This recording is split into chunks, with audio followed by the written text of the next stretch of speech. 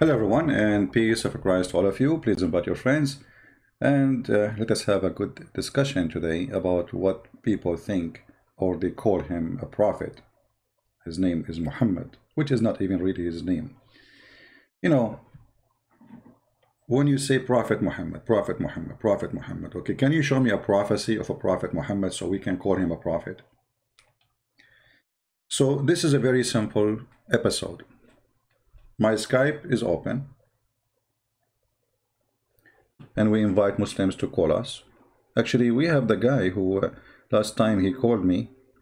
Uh, you know, he texted me. I don't know if you want to call. Let us see. What is the prophecy of Prophet Muhammad? I mean, Prophet Muhammad, but he have no prophecy. Like, look like I'm a prophet too, because I have no prophecy. Let us see. We will take the first one in the list. If you are a Muslim, feel free to call me. It doesn't matter how big you are, by the way. The bigger is better. Oh, this guy, like, his internet is not working, maybe. It's not connecting.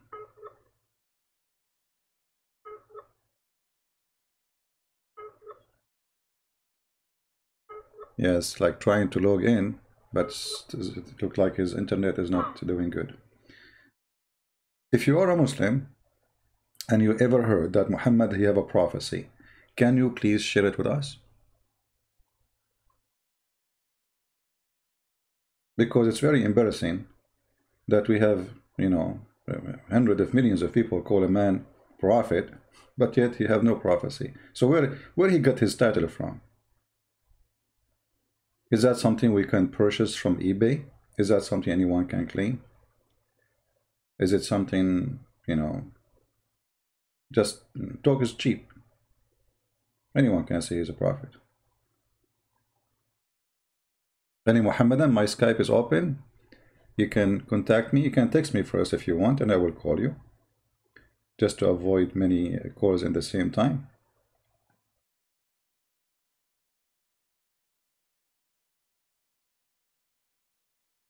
Okay, let's see here. We have Muhammad.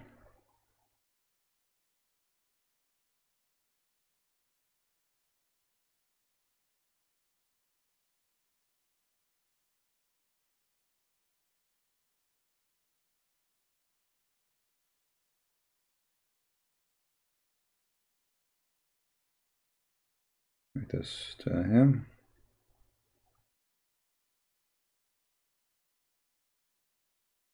All right, let's see if we can get a Muslim to call us.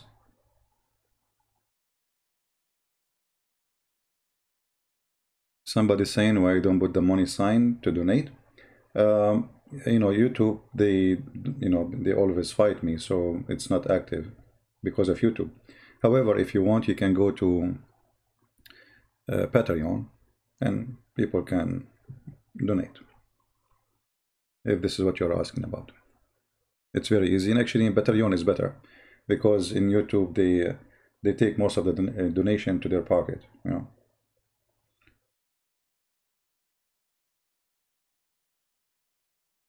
Any Muslim would like to call us? I mean, look how simple the question is and how simple the challenge. I mean, they have tons of videos, Prophet Muhammad, I mean, when you see those videos, sayings in the Quran, blah, blah, blah, all of this is a fraud. Not a single one of them is true. And here we go. We are live on air saying who is a Muslim want to call us.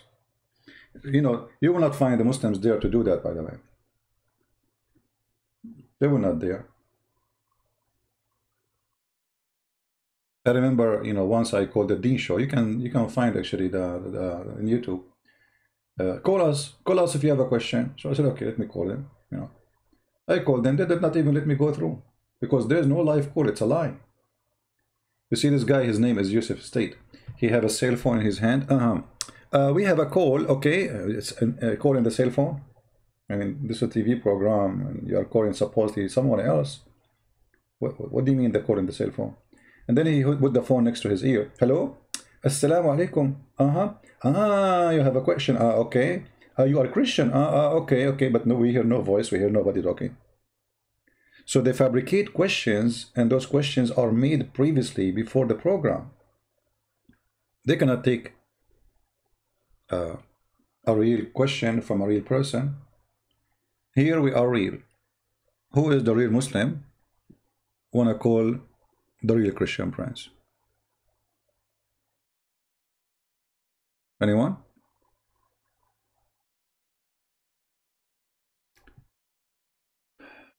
Muhammad, he predicted, will fight against the Roman. Actually, you know, Muhammad will fight, Muslims will fight against the Roman. Muhammad, he predicted that the Arab of Mecca, they are the one who will open Constantinople, but the one who did that is the Turkish. And Muhammad, he says, avoid fighting the Turkish as long they avoid you. So where is that? The one who will open Constantinople, it was the Arab of Mecca, not a single Turkish between them.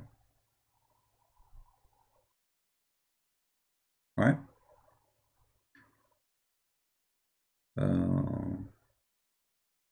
Any Muslim? Just bring anything you want. I mean, if you're a Muslim, just, you know, call me and show me the prophecy. And don't worry, I mean, we are laughing at it anyway. Because, not because we want to laugh, but because it's a fraud. It's a lie.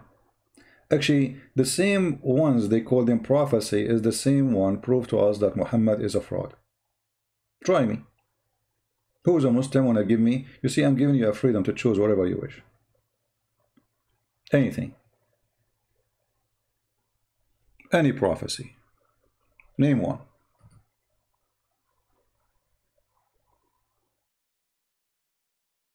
Right? Anyone? If you are like shy to call, you can text, no problem. In the chat, you can post your, especially if you are a Muslim. Anyone? Because if you Muslims don't call, then we have to go to Muslim website where they are posting list of a prophecy, or what they call prophecy, and then we will laugh together. So what do you think, Muslims? Let me try to call this guy again. I don't know, like the sign in YouTube in Skype, it says he is online, but when I call him, it doesn't hook up to. See, it gives this sound, that's mean there's no connection. Anyone?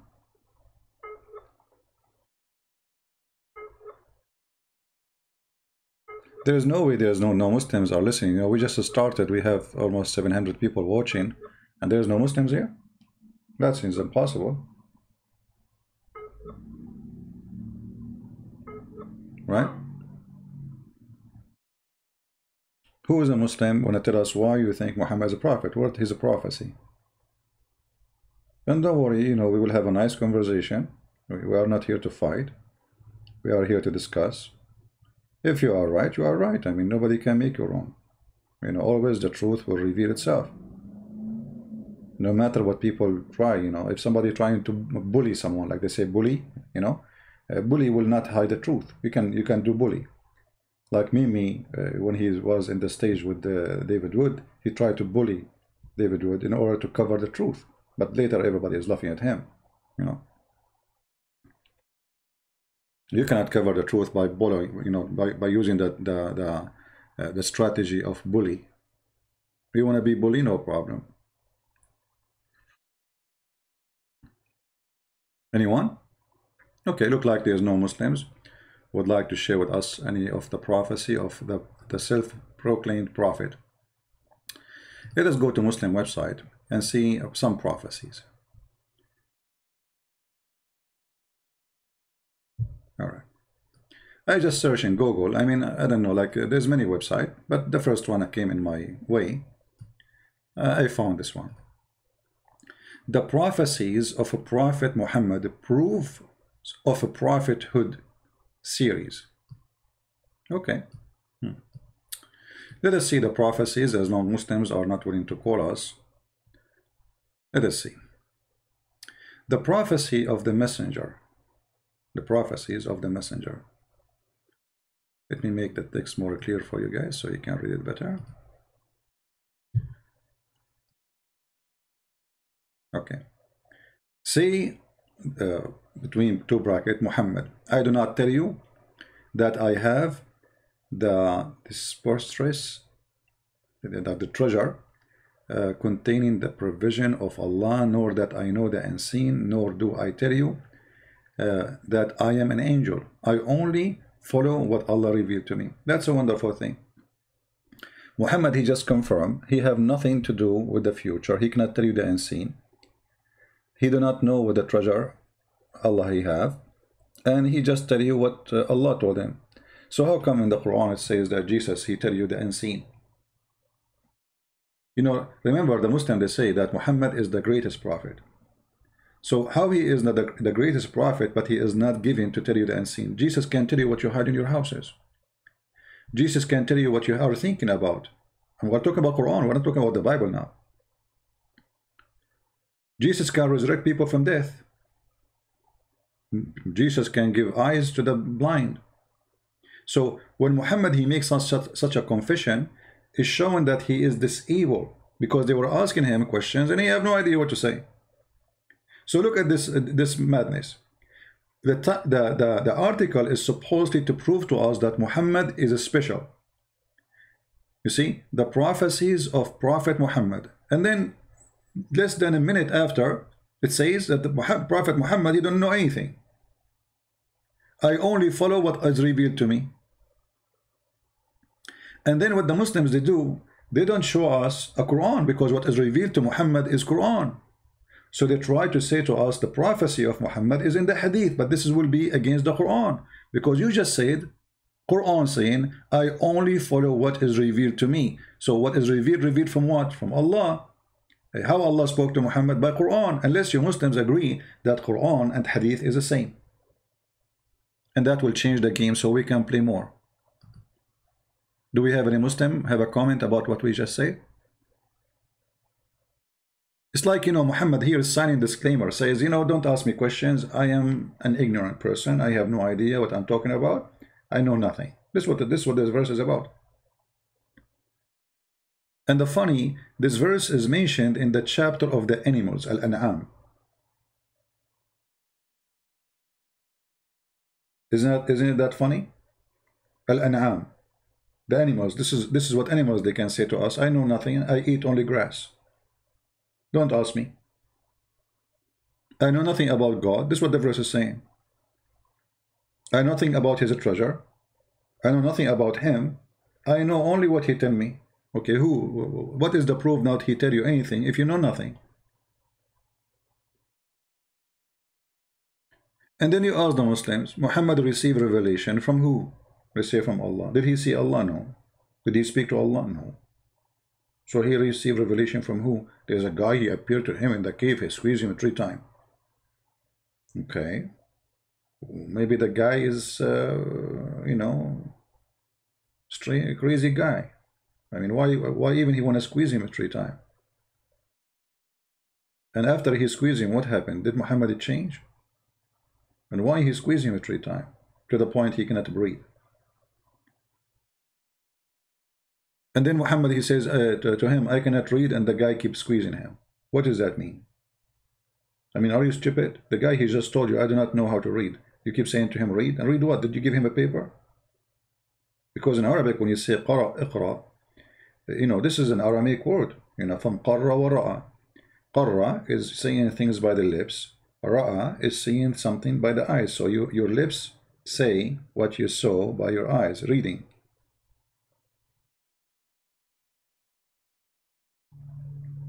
I remember once Muslims, they made videos, like they gathered like a bunch of them to refute me supposedly. And they said the word qara'a does not mean read. I said, okay, let us go with this theory. You see, the problem that, you know, they don't, I don't know, I mean, they're very shallow. Let's see how they try to solve this problem. that he is saying to him, read, and Muhammad saying to the supposed Jibreel, I cannot read. So they come to a solution. You know that the Muslim, they come with solution not because they are convinced with it, but it is just to refute. You know, we need to refute this guy. So we need to say anything. Anything. Here we see the story of Muhammad going supposedly to the cave, and then a guy, he came to him, and supposedly this is an angel. You see, the angel is not coming with wings or anything. You know, it's you know, even Muhammad, he did not describe that in this here. He told him that as a person, he came and he squeezed me. So here it says, the angel came to him and asked him to read. Okay, read. Even your Muslim translation says read. So the Muslims, to save themselves from the embarrassment of the story, the stupidity of it, they say, oh, he did not say read, he said recite. That's wonderful. If you say that he said recite, and then Muhammad, he says, I cannot recite, that is the most stupid statement ever. Because he just told you recite, and you recited. Because recite is repeating what you heard before. You know what I mean? It's like saying eat, and I eat, and then I say to you, I cannot eat. Do you see the embarrassment? Let us see. Do we have a, guys? If you're not a Muslim, don't please call me. Or we need Muslims only for now.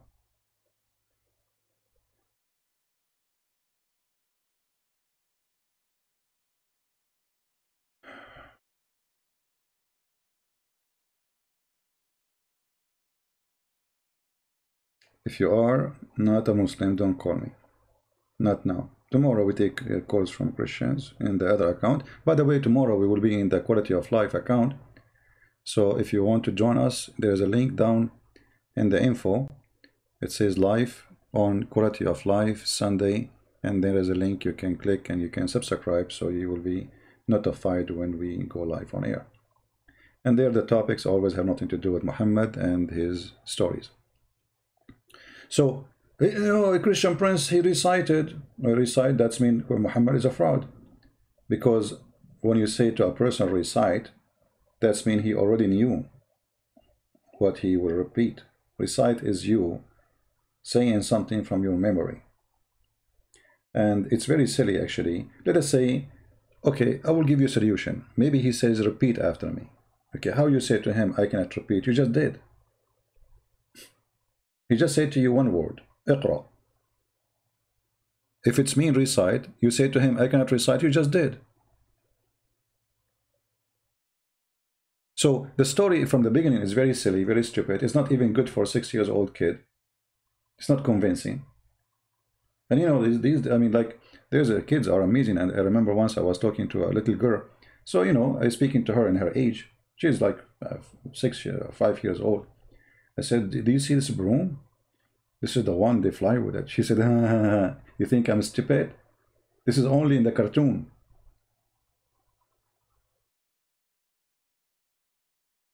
I was like, what? she's like very, very, very small. I mean, she said, do you think I'm stupid? This is only in the cartoon. Sadly, there's a billion human being and more. They believe in the cartoons of Muhammad.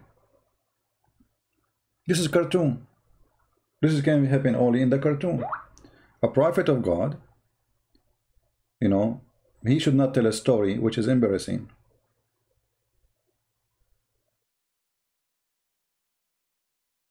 This guy keep texting me, calling me. Are you a Muslim? His name is not. So we keep saying, don't call me if you are not a Muslim, and we keep receiving text and messages.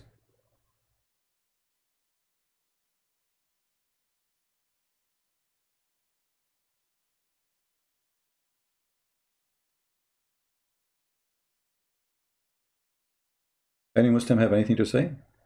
So from the start, the story of Muhammad does not make sense. It is silly. There's no intelligence in the story. And the guy, he is squeezing Muhammad. Okay, what the difference between Muhammad before being squeezed, and after being squeezed? Nothing. Muhammad even did not understand what's happening. So what's the point of this?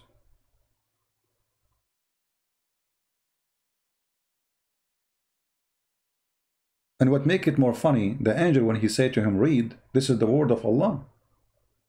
It's not the angel is just delivery person supposedly. So how Allah he said to Muhammad, read, and Muhammad he is not able to read? If you don't understand what I'm saying, Jesus says to the blind man, see, he saw. So it said to the guy who cannot walk, walk, he walk. Right? Okay. Allah said to Muhammad, read, Muhammad still cannot read. Isn't it the Muslim they say if Allah wants something to happen, he say be is going to be? Here we go. He said to Muhammad, read. Muhammad still cannot read.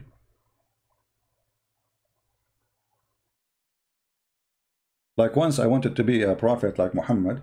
So a Bedouin, he came to me. This is a story Muhammad he mentioned, by the way. A Bedouin came to him, and Muhammad he told him, why you don't convert to Islam? The Bedouin guy, he have a lizard, big lizard, the desert lizard, you know, in his like case. So the Bedouin he said to Muhammad, if this lizard convert, I will convert. If this lizard say Shahada, I will say Shahada. And then the lizard came back to life, brother, and he said, Ashhadu an la ilaha illallah in Arabic. The lizard. And then the Bedouin, he converted to Islam. Oh. Who in the world want to believe in such a stupid story? And why this story is not in the Quran? You know, how come in the Quran we have all kinds of stories, including the most silly ones, like the Sulaiman and the ant. Sulaiman, he heard the ant. Which one is more important? Muhammad making the lizard convert to Islam saying Shahada, or the ant saying to the ants? How come this is not in the Quran? Obviously, those things are created long after Muhammad. Those stories. Otherwise, this will be like a major thing in the Quran. Actually, the Quran confirmed that Muhammad have no miracles. You know, the Quran confirmed with no doubt that Muhammad have zero miracle. Allah refrained from sending miracle.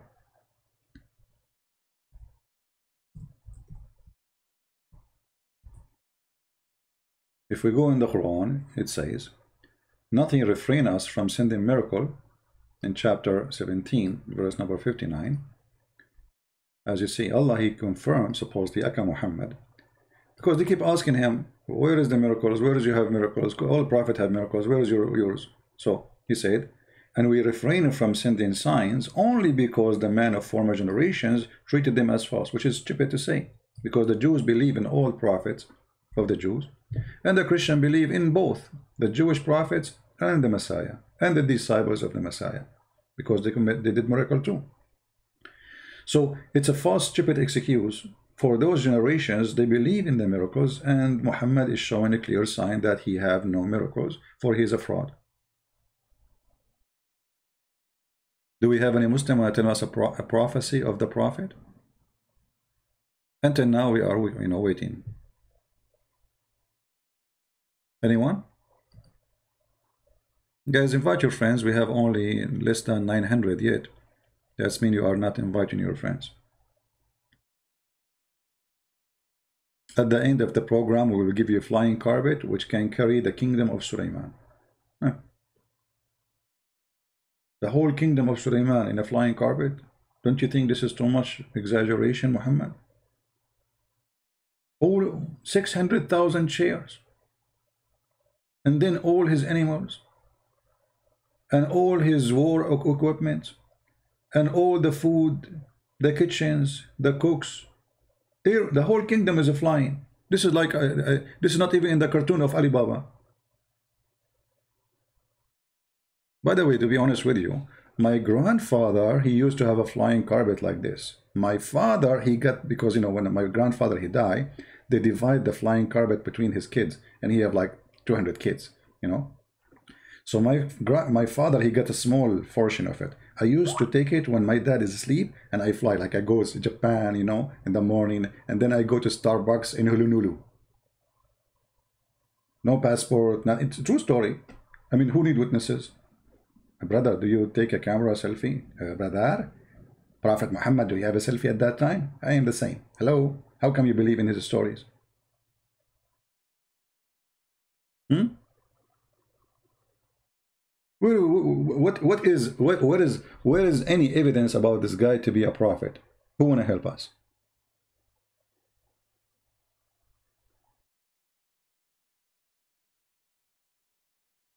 Anyone?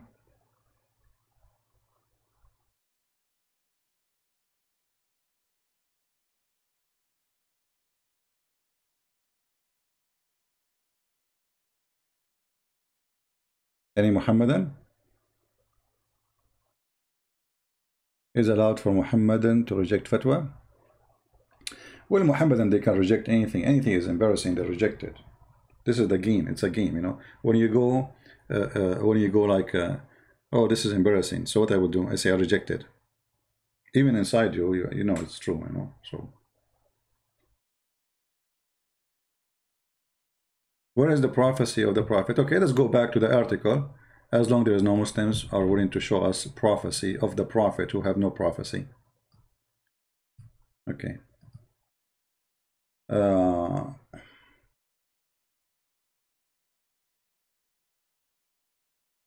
The prophecies of the messenger. All right. Number one, the Byzantine will be a rebound. You know, I mean, this prophecy is so stupid to the point. Muhammad, he said that after the Roman, they became victorious. You know that? Let us go to the hadith.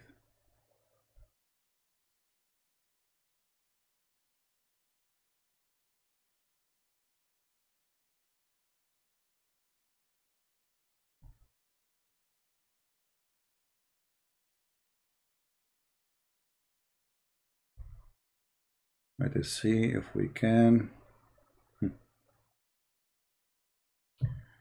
Oh boy.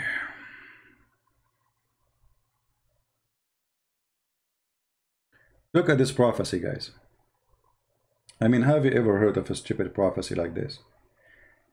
I heard that Trump, he won. And after he won, I said, Trump, he will win. Read the hadith. And this is Sahih.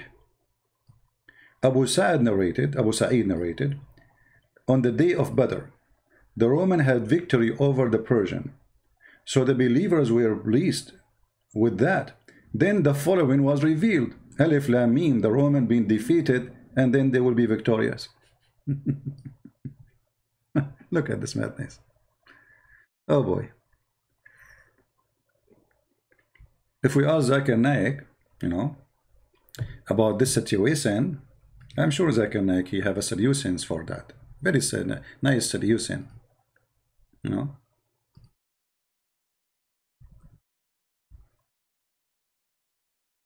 I don't know, I lost the phone number of Zakir Naik. Do we have any Muslim? Hey guys, anyone wanna text me or call me, you have to be a Muslim to call. Why people don't listen? Why people don't listen?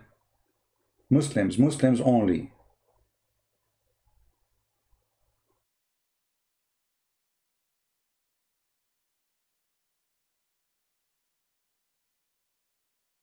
Do I have to tell you one by one in text in Skype?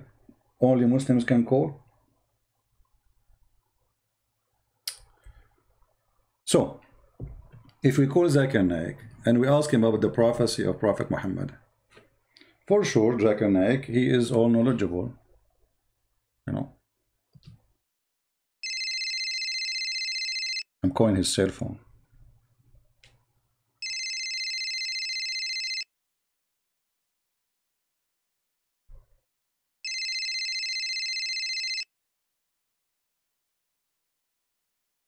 Hello? Christian Prince, I told you, don't call me. How you know it's me, man? You can see my phone number. First of all, even if you block your phone number, I can see it. I can feel it. Trust me, I can feel it. Zakir Naik, you must be a prophet. How you know it's me? It's unbelievable. Christian Prince, first of all, I told you 100 times, don't call me when I am in the middle of the night. because this is a very sensitive time. Okay, Zakir Naik, I don't know, it's middle of night for you. You are right, it's very late now. Sorry for, I apologize for waking you. We can go back to sleep, no problem. It's okay. Take a breath. You can't run away from me. I am a curse of Allah on you. I trained you. Okay, okay, no problem. The prophet, he have a prophecy about the Roman. Is that true? Exactly. But he mentioned the prophecy after the Roman became victorious. So how that make it a prophecy? There is something it's called go flat back. Go what? Flat back. What does that mean?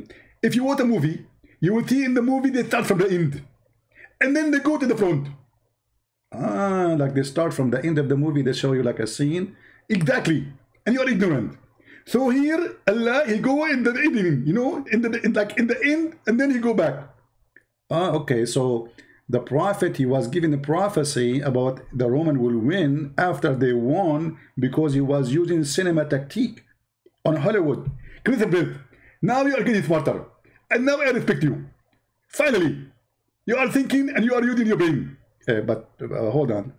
But how this can be called a prophecy then if he said that after what happened? First of all, we can call it prophecy because at that moment nobody knows that they are victorious. But it says here that all the Arab there, they knew. And the believers rejoice when they hear the news. So even the believers heard the news before Muhammad. Exactly. But the truth is that the prophet is the only one Allah, he revealed for him the truth. Ah, okay, so it doesn't matter who knows about it before Muhammad. But Allah told Muhammad that the Roman will be victorious, and this is after they became victorious. And this is make it a prophecy. Exactly. Because at that moment, nobody knows. What do you mean nobody knows? Everybody knows that they were victorious, including the Roman. You are stupid, and you know it. I am telling you, at that moment, nobody knows except the prophet. They knew that the Roman became victorious. This is true. Everybody knows. And even the news came very late for the prophet. But this does not say anything. This is a prophecy. Zakir Naik. So if I make a prophecy right now, saying Zakir Naik, he live in Malaysia. But you post videos already saying that you are there, and you make live broadcasts from there. So everybody knows that you are there. So how this will be a prophecy? I'm prophesying that you will go there, but you are there for the last 4 years. How that can be a prophecy? Christian Prince, in your case, a different story. Because first of all, I am not in Malaysia. I am in Malaysia country. Not in the map, not in the name. You are different when you speak. You are not even, I can't take you serious. You have to say the word country. Otherwise, people, they will take you wrong. They would think that Malaysia is like a box or something. You have to say in the country of Malaysia. And yes, I am there. And if you say that I am there, you are lying, because simply everybody know there. This is not a big deal. So the prophet, he did the same. He just mentioned that the Roman would be victorious after they became victorious. So how this has become surprise prophecy? Christian Prince, first of all, in the old days, we used to take hadith. What? People, they used to take hadith. What do you mean? Drugged. Smoke, like, marijuana, hashish, Okay. So the people, they were high. The youth came, but nobody noticed. So the prophet said to them, the Roman will be victorious. By the time they wake up, everybody believed it. So as a prophecy. Thank you very much. This is a prophecy. The prophet, he said this verse after they being victorious, that they will be victorious. The hadith in front of you, and it's sahih. Is it sahih? Yes, it is sahih.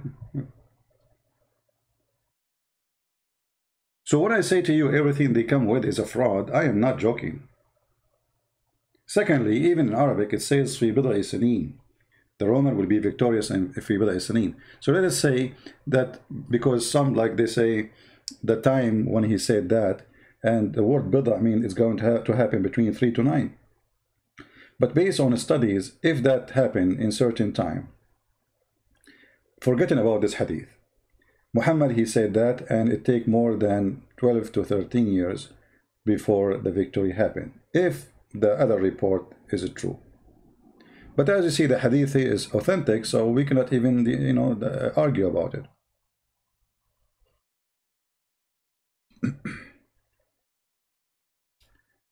All right, I think it's time to block some people. We say to them only Muslims and they keep calling. Let me block you.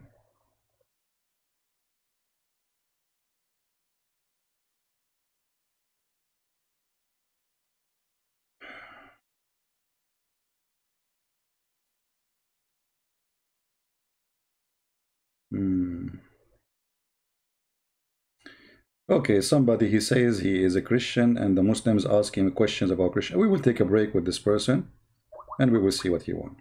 Just as an exception.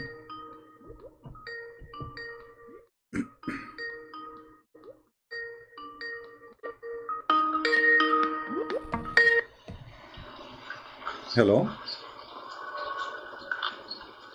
Hello?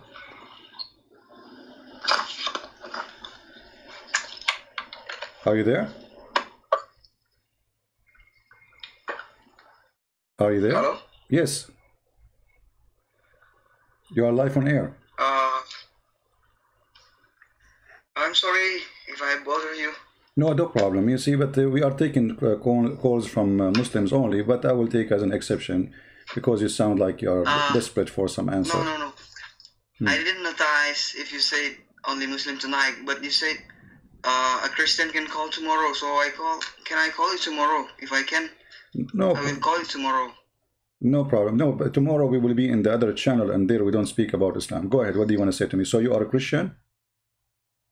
I'm a Christian. So what do you think about Muhammad? Is he a false prophet?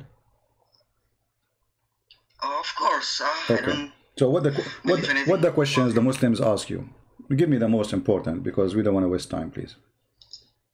Actually, the things that Muslims blame about Christianity in my country, it's not about a Muslim, it's about the Christian. So I guess it's match. It is match if we talk about it tomorrow, because your channel tomorrow. My friend, we don't talk about Islam. Here we can talk about it. So give me what they say to you. About Christianity. Okay, tell me what they say to you. Okay.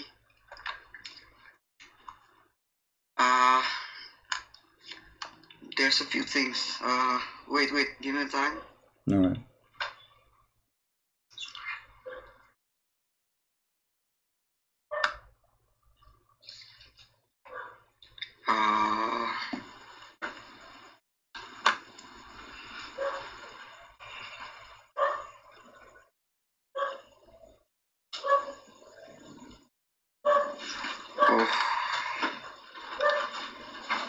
Okay, my friend, by the time you find the questions, we will go to sleep.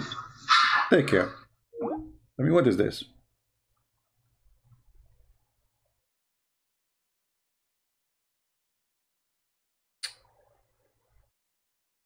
What is this?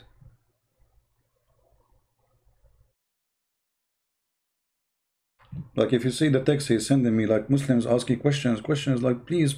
So I said, okay, let us, give him time. And then what are the questions? You don't know. We have Muslim Abbas saying, please read the Tirmidhi and tell me if this 31 to 5 was not a prophecy.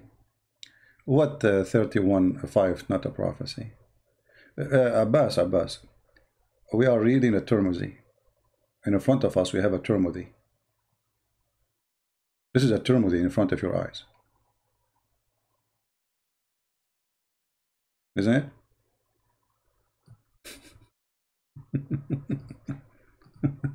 In front of you is a Tirmidhi, and it's Sahih. What's wrong with you, Abbas?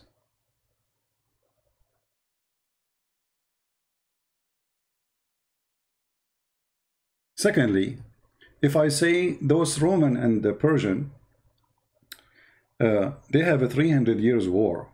They lose, they win, they lose, they win, they attack each other, they lose, they win, they lose, they win, etc.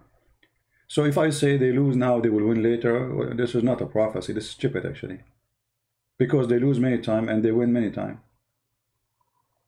But the final victory of the Roman took long. Right? This guy is a Muslim. I blocked him. I thought, because I told him, okay, hold on, I need to find his name now. I blocked him. I think I blocked him. Okay, no, he's not.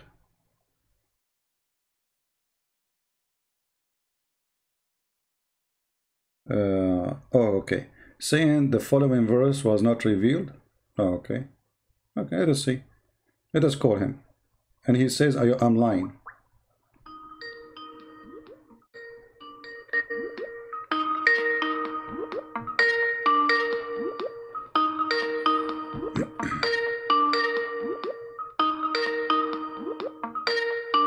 So he called me lying, but he will not answer now.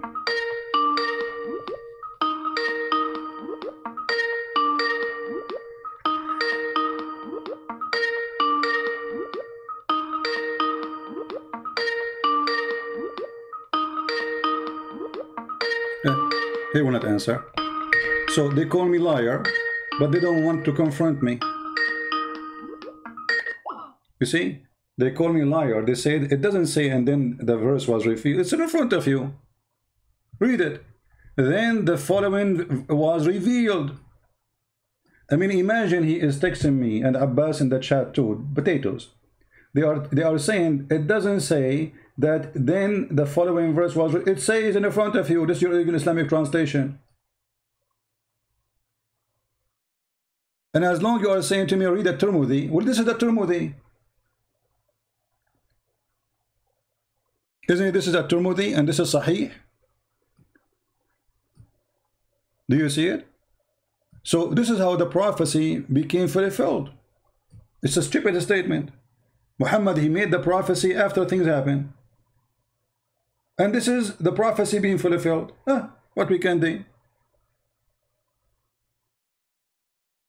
And this guy who is calling me liar in Skype, he is saying, it doesn't say that. It doesn't say that, CB. It's in the front of your eyes. Are you blind? Read carefully. On the day of Badr, the Roman had victory over the Persians. So the believers were pleased with that. Then the following verse revealed.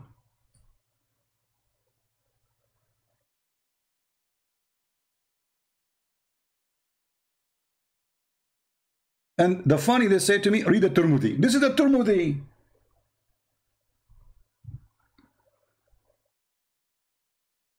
Okay, Mr. Abbas. So you are saying to me, read the Tirmidhi, different hadith, and the different hadith says the prophecy was fulfilled? So how the hadith here is authentic and the other hadith is authentic?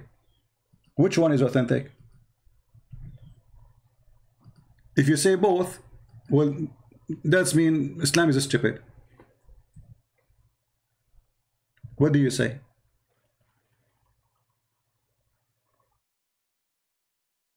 Hmm?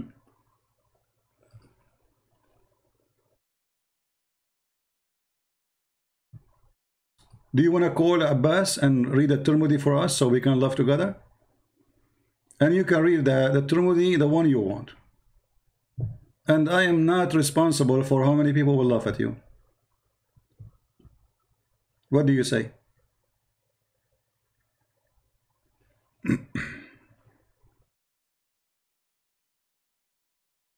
Anyone?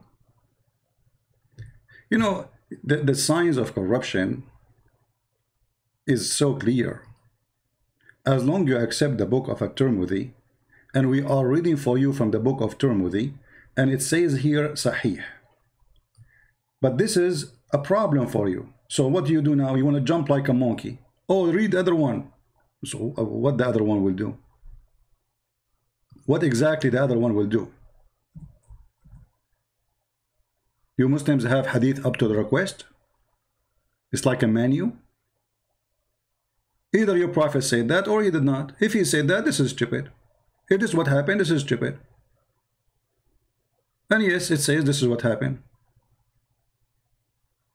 So what we can do now?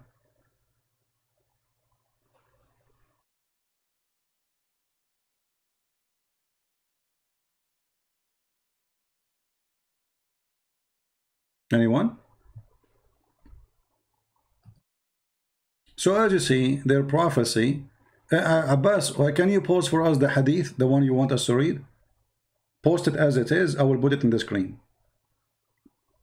We want to laugh. Can you do it?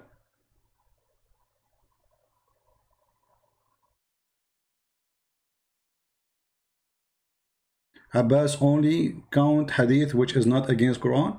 Well, no problem. Abbas is a fraud because the muta is against the Quran. That's mean Abbas, you remember I asked him if your wife, somebody asked her to do breastfeeding for adult. He said, well, as the Prophet says so. Right? He don't mind. He's a fraud. Muta is in the Quran. Where is the forbidding of the muta? Is in the hadith. You just said if the hadith is against the Quran, we don't take the hadith, we take the Quran. So you practice muta? Are you doing muta delivery now, Abbas? You don't do pizza no more? So what do? Like you drive your car, you deliver girls? Can't you find at Tirmidhi? No, I cannot find it. Post it for me. You guys, post the... Why you don't post the hadith for us? Post it. I want your name next to it. I want your name next to the hadith. Because that will make it perfect comedy. Post the hadith for us. And I promise you, I will put it in the screen. I will take a snapshot, selfie for you, with the hadith posted by you, put it in the screen. Do it. Just do it for the sake of mut'amah.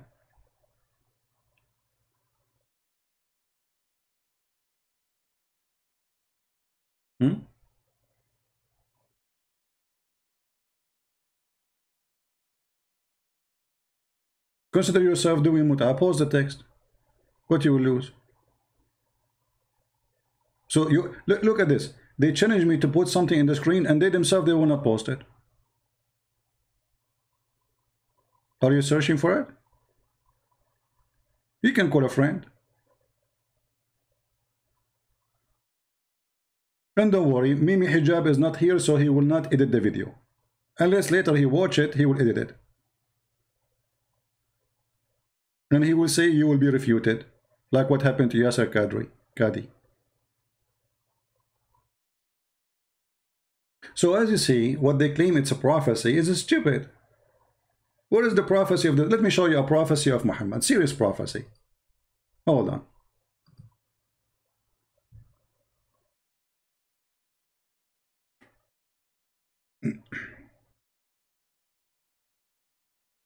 I mean, how Muhammad knew this unless Allah he told him?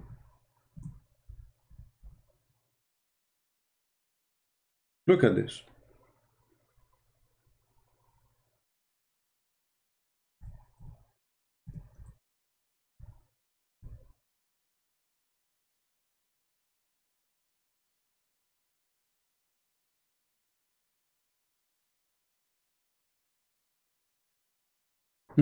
Look at this prophecy.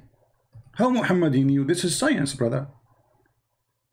Muhammad taught by Allah the science of biology. How the baby is made. First in the Quran, he says the sperm of the man coming from the backbone. And by the way, that's true, brother. I have a friend, his backbone hurt him, and he don't have babies.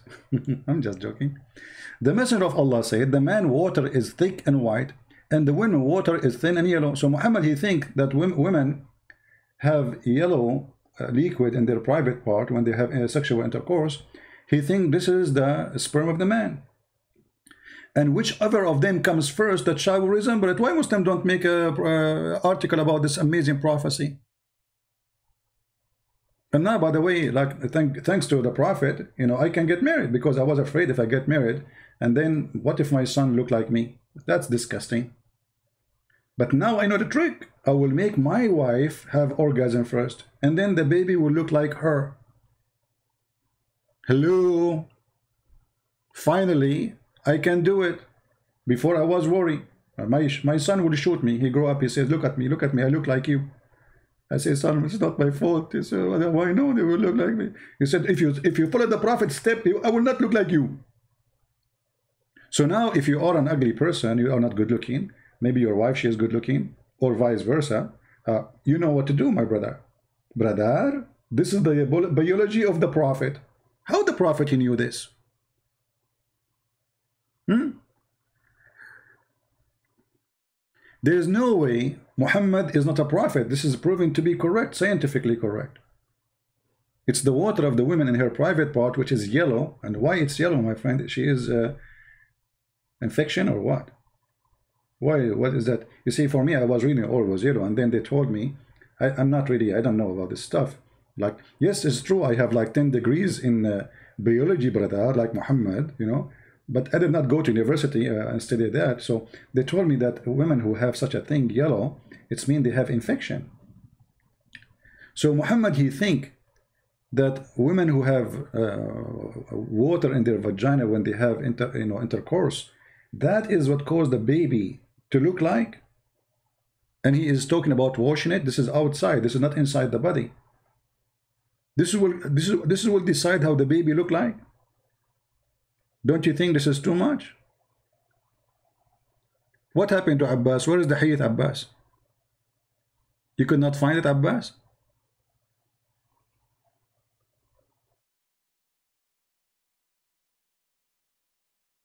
So obviously Muhammad is a true prophet. You know. Otherwise, there's no way he will know. This guy doesn't know how to write, how to read. How he will know this? It's impossible, brother. And then the Quran come and says women have a sperm coming from their ribs. And by the way, it's true. Once I was in the beach, I was naive at that time because I was studying the Prophet teaching. I saw a woman, she have something like in her chest. I thought this is lotion, you know, she put like, you know, for sun blocking lotion maybe. I was naive, you know. And later I learned from the Prophet, from the Quran, that women have a sperm and come from the upper side of their chest. Look at this filthy woman.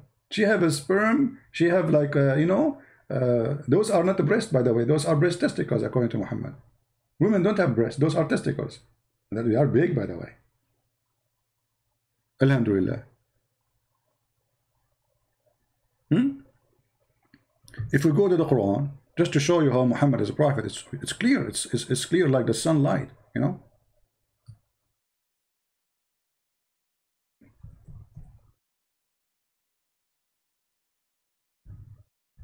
How you can deny that? I mean, we cannot. I mean, stop fooling yourself. Muhammad, obviously, is a prophet. Chapter 86, verse number 7. It's a gushing fluid coming from between the backbone and the ribs, the backbone of the man and the ribs of the women.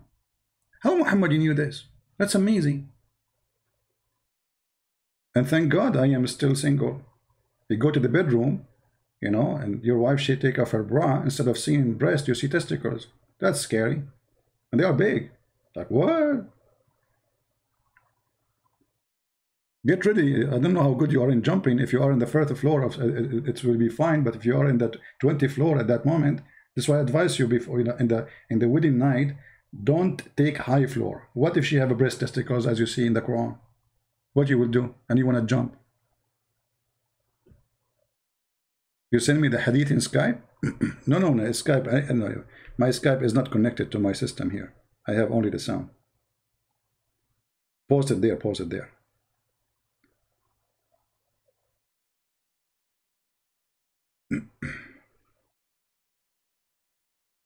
No, you have to post it there. Okay.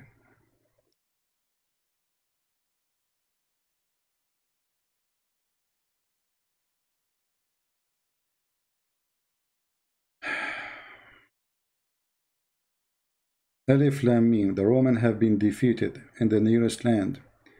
Okay, one day that those ayat was revealed, the Persian has defeated the Roman, and the Muslims had wanted Roman to be victorious, because they were the people of the book. So Allah said about that, and that on that day, the believer will rejoice with the help of Allah. He help whom He wills. Okay, and then the Quraysh we wanted, but this is not a hadith you either. This is an explanation. Where is the hadith? I mean, do you see how stupid you are? The hadith is in front of you. This is the hadith. Secondly, you are saying that in the day of Badr, if you calculate the day of Badr and the final victory of the Roman, you will see many years after that will pass 9 or 11 or 12 years. So Muhammad again is a fraud, even if we go by this calculation. Because in Arabic, he used the word bida. Bida have to be between 3 to 9. As simple as that. However, in front of us, we have a very accurate hadith. It says clearly that the Roman, they've been victorious. Right? And the verse was revealed after. You like it, you don't like it, it's your business. And this is sahih. Deal with it. And the one you gave me is stupid. Secondly, here, you know, by the way, there is something wrong. Yeah, sure, I will take your call. Hold on. Abbas, you are not calling anyway. Here we go, I will call you.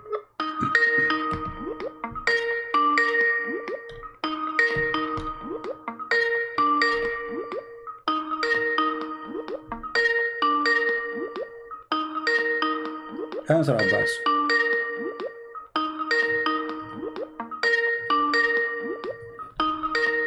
Abbas, answer.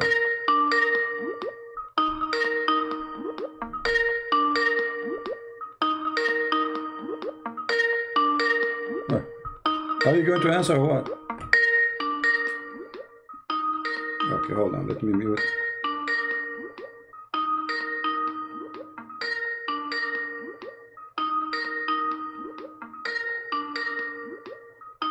I think my Skype is stuck too. Yeah, I think my Skype is stuck. Hold on. Let's try again. Abbas, answer the call.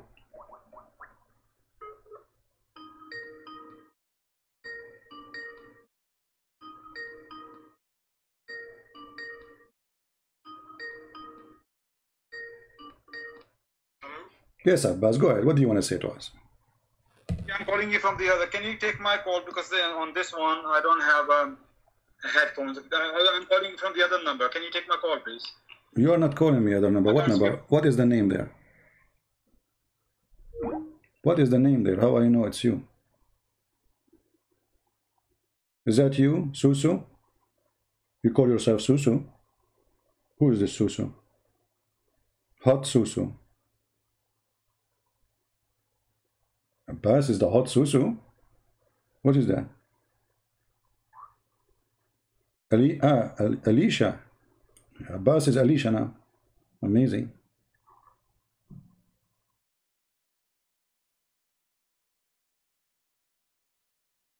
Okay, Abbas. Can you hear me? Yeah. Go ahead. Hello, CP, can you hear me? Yes, I hear you, Alicia. Go ahead. Yeah. Right. Yeah. Okay. So, why you didn't read the hadith I gave you, man? Because that will expose you. Go ahead, read it. No, you see, I'm looking for it here in the screen to find it, so we can put it in the screen, so we can laugh together. You know. No, that's okay. People can hear it. Just read. Okay, go read it. Okay, go read it. Read it. Okay, go read it. Go ahead, read it. Here we go. You are with me. It's a very long hadith, and I'm pretty sure you know about this hadith, but you. My friend, the hadith you gave me, first of all, is not even a hadith. Secondly, we have a Tirmidhi. We have a Tirmidhi, the same book, authentic, saying that the verse revealed after they've been victorious. How you can refute the first one? And I gave you the hadith, which is in detail. Okay. So which one you're going to take? My for friend, your own advantage, you're going to take something. is the one you gave me is sahih? Of course, it's sahih. Okay, is the one I gave you? Okay, is the one I gave you is sahih? The one you read is sahih, yeah, but this one in detail. So okay, hold on. So read with me carefully. There's no difference. Obviously, this is what happened. No. Read carefully. Here we go. Okay, you see, because there is. You see, the difference is that you are a fool and you think there's a difference. Here we go. This is the same writer.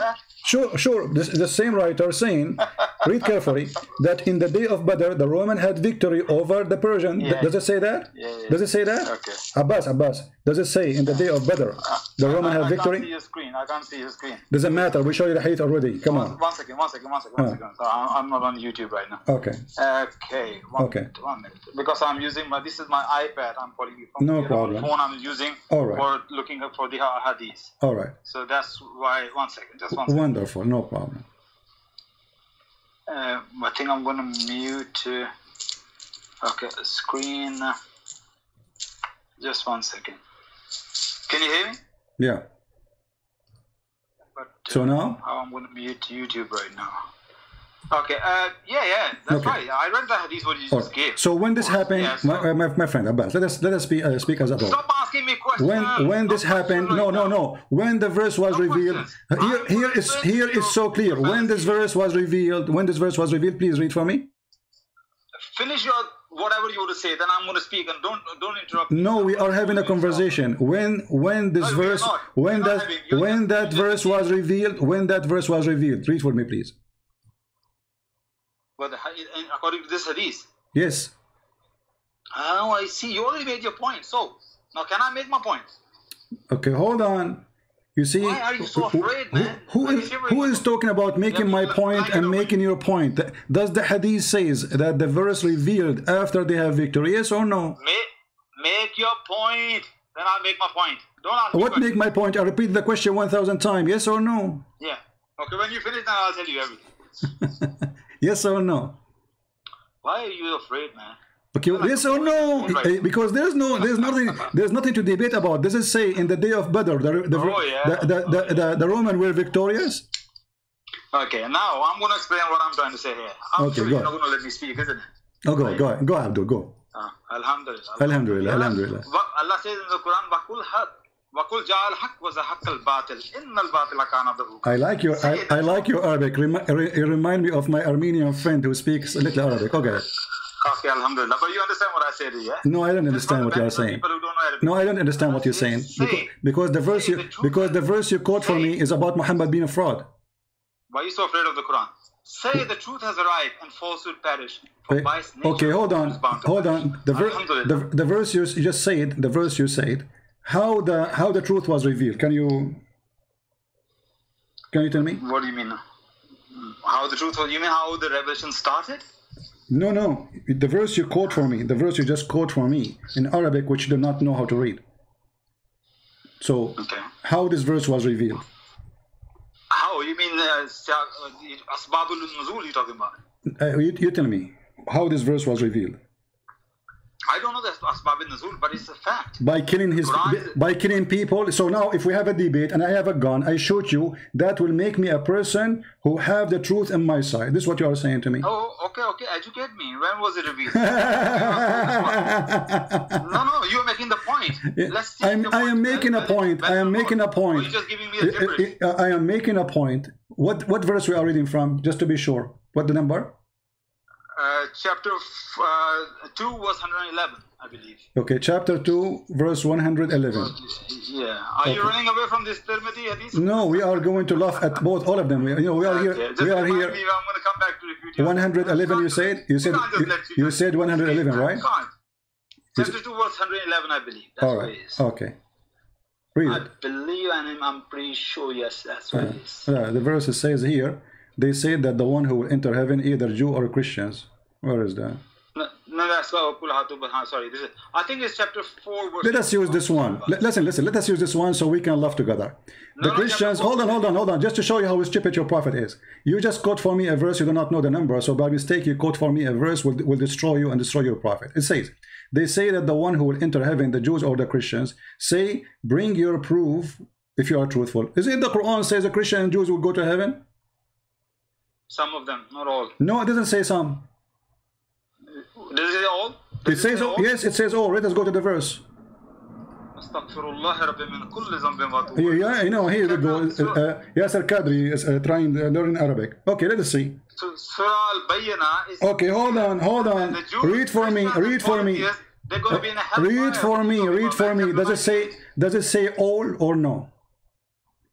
Sorry? Does it say all the Jews and all the Christians will go to heaven, and even the Sabian? Chapter, absolutely no. the same chapter, no. chapter 2, verse number 62. Even all Muslims not going to Chapter 2, okay, read, no problem, read. Chapter 2, the same chapter, chapter 2, verse number 62. Chapter 2, verse 62. Yeah. Are we changing the topic here right now? No, we are not. No, we are not. You showed me nothing. Okay, what you are showing me, Abbas, what you are showing me, you are telling me that we Muslims are a bunch of idiots. We say something and we say the opposite second page. This is what you are saying to me. Thank you. No. Well, here we go. Okay, if you want, we can go back to that topic. Does it say in the hadith that this revealed after they being victorious? Yes or no? No, and never. What do you mean no? Read it. Okay, we go read it. Okay, read it. Okay, read it. No, read it. No, read it. No, read it. Read it. It's in front of you. Do you know the reason?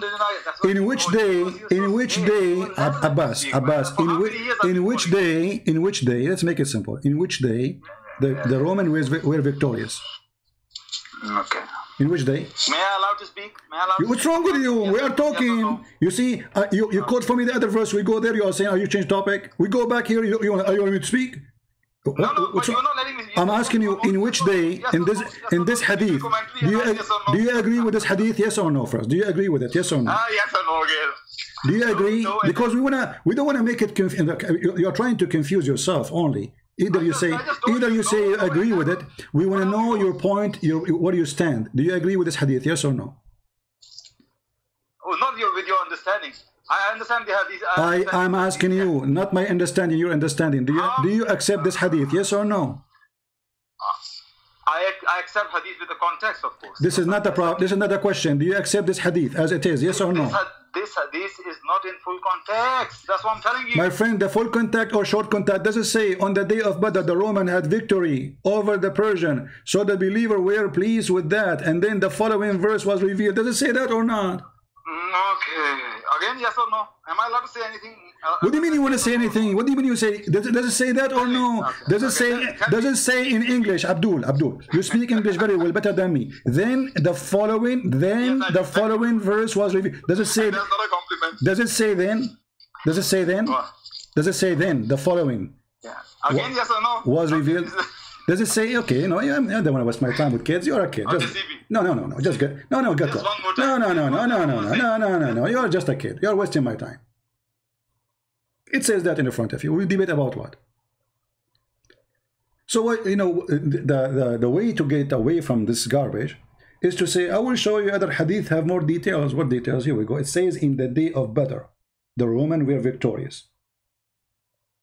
And the believer were pleased with that. And by the way, here you will see the stupidity of Muhammad.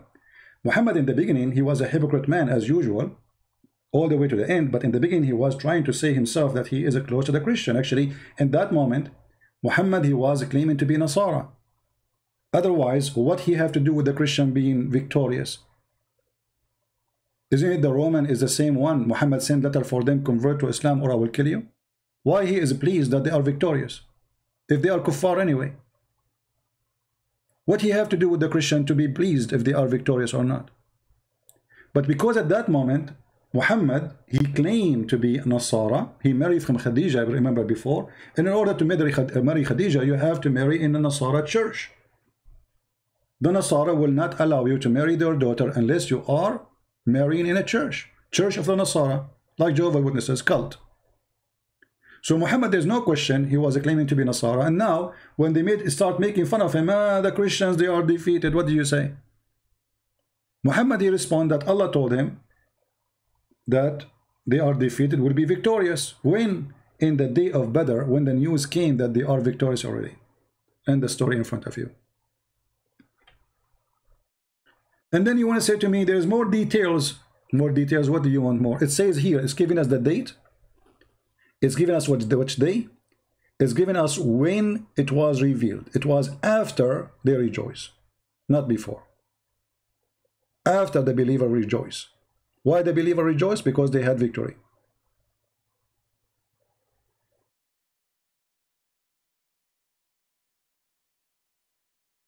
Same time, if I say the American, they have victory or they lost. Let us say they went to Vietnam, they lost.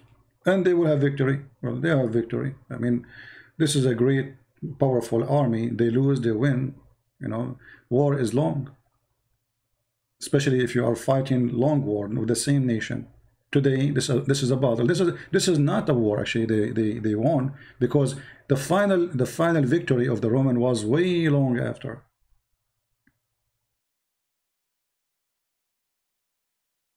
And it's very embarrassing. He says to me that the truth come and the false been defeated. Okay, here we go. It's in front of you. And he said to me, it doesn't say that Christians, all of them, they will go to heaven. It says all the Christians. Read it. Those who believe in the Quran, those are the Muslims. And those who follow the Jewish scriptures, those are the Jews. All the Jews. All the Jews who follow the Jewish scriptures. All of them. And the Christians. By the way, he did not say the Christian, he said Nasara. He never said, you see, the whole Quran never said the word Christian, in fact. For Muhammad is a stupid idiot. He thinks that the Nasara are the Christians. For around him, there is no really Christians, there is Nasara. And Nasara is a cult spread in the Arabian Peninsula by some Jewish people, who they are Nasara.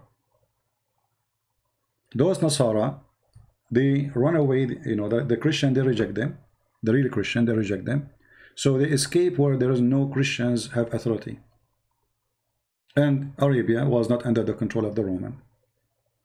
So they moved to Arabia. And they spread their cult there. And Khadija was Nasara, and Waraq ibn Nawfal was Nasara. And even the Hadith confirmed that. And if you ask any Arab Christian, are you Nasara? He will say no. Not a single Arab Christian, including me, will accept to be called Nasara. In Arabic we call himself Masihiyin or Masihi. If I'm speaking about individual, I say Masihi, which means from the name of the Messiah.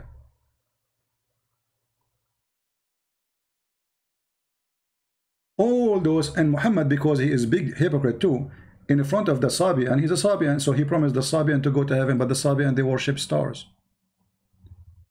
The Sabian, they have, like, they are the same as the Mormon, you know, so they have some kind of fantasy.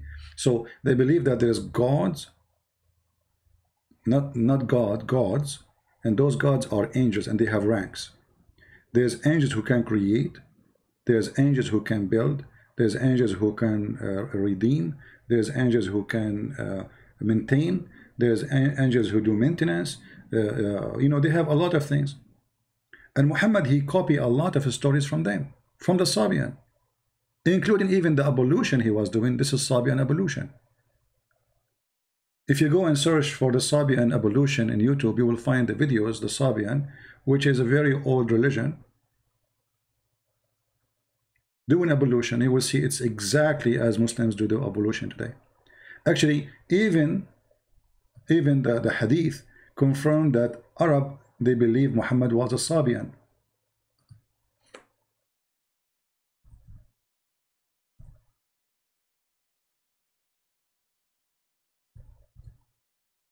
Let us see if we can find it. Hold on.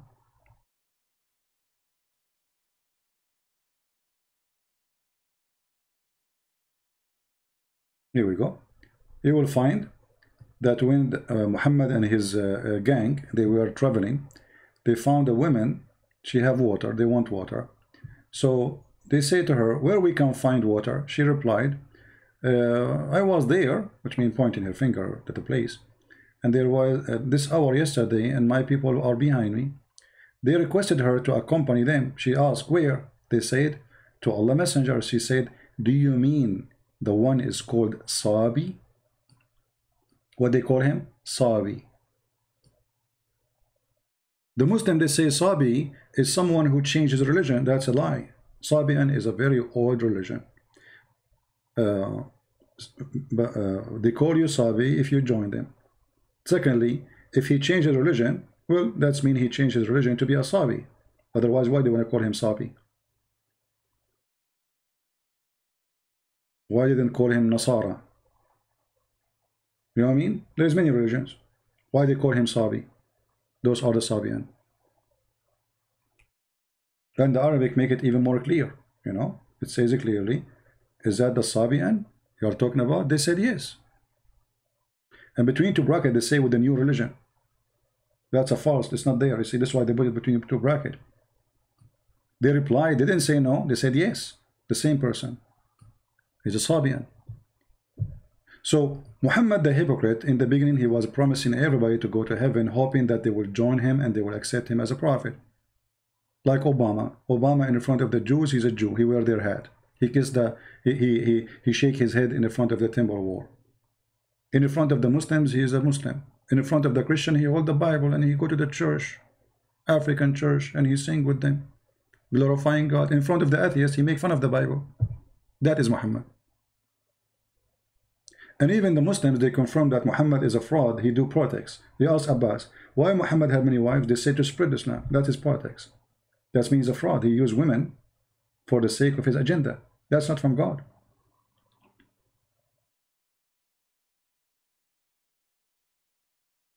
And the second you ask them, does it say that? He will not answer yes or no.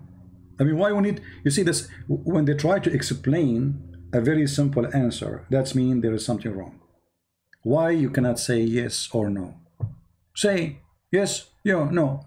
Very simple. Why you need to make a story and yes or no? They were not there. Is Sharia law is dangerous for non-Muslims? Sharia law is dangerous first for Muslims, before us. You know, this is why the Muslims, they don't want it. Do you know which country they practice Sharia law? I don't know any. I mean, there is some tribes in Pakistan, they are practicing that, where Abbas is coming from, and that's why he ran away from there. Some places in Afghanistan, maybe. Even Saudi Arabia, they are not practicing Sharia law no more. I saw a video of a guy taking video in Mecca, and he is not a Muslim. Then the crown prince is changing everything. Women, they can drive. Women, they can travel. Women, they can have their passport. They allow people to sing. They have dancing parties. They invite singers from around the world. So even Saudi Arabia is trying to separate itself from the cult of Islam. Right? Not a single Muslim, all those potatoes, you see them in YouTube speaking about Islam, not even one of them would love to see Sharia law practiced. According to Sharia law, if you wear jeans, you will be punished and they will break your legs. Go and watch Al-Qaeda and ISIS videos. For wearing jeans, they will beat you. You cannot. A woman, she cannot sit in the chair because the word chair is a male. How a woman, she can sit in the chair? You cannot have a store for lingerie and the lingerie is in the display. You have to hide it inside. And then women, they do inside what they do inside. I mean, you have curtain, so now they can do more evil stuff. Like what happened to Nabhan al-Tammar. If you remember the story of Nabhan al-Tammar, when he came to Muhammad and he told him, I did with the women what a man, everything the man do with the women except intercourse. Muhammad, he said to him, don't worry, this is lamam. This is what? This is lamam. What is lamam? Lamam is a small sin. What is a small sin? Touching a woman, playing with her private part, having orgasm, kissing her, touching her anywhere. She is touching you too. This is called lamam. As long as you don't do intercourse, it's okay. And I changed any Muslim to say I'm lying.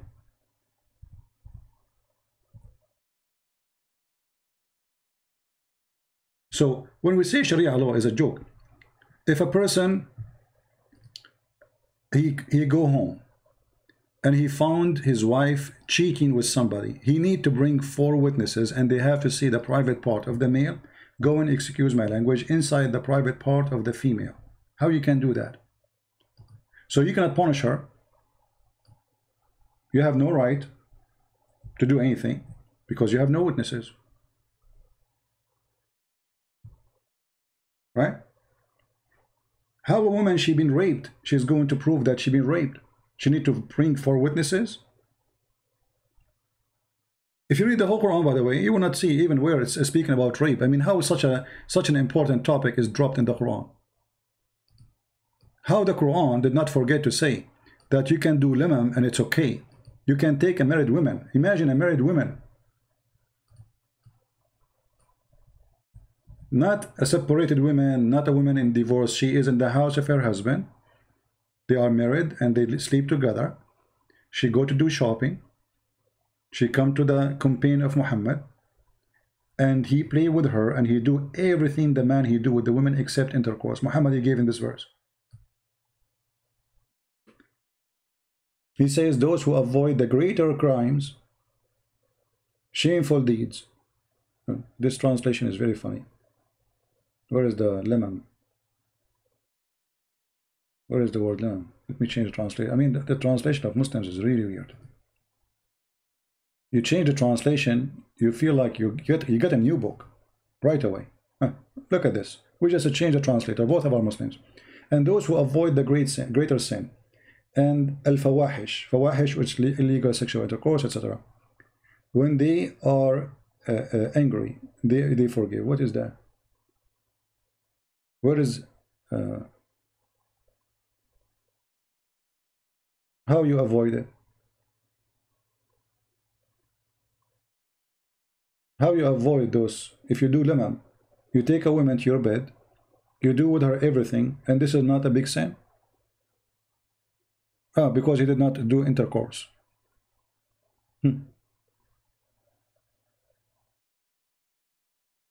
Right? So this chapter here, chapter 42, mentioning that, and the same in chapter 53, verse number 32.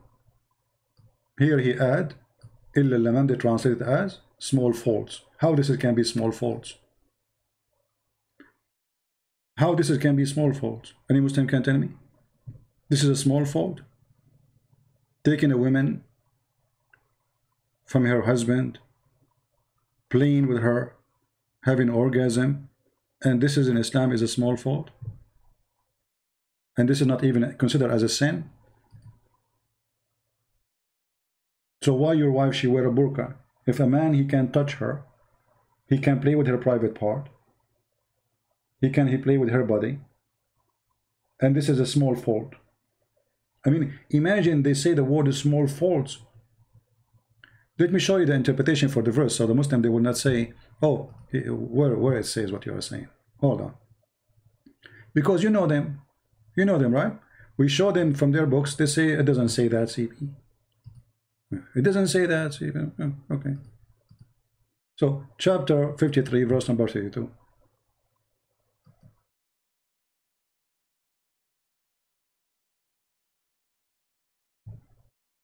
Give me a second.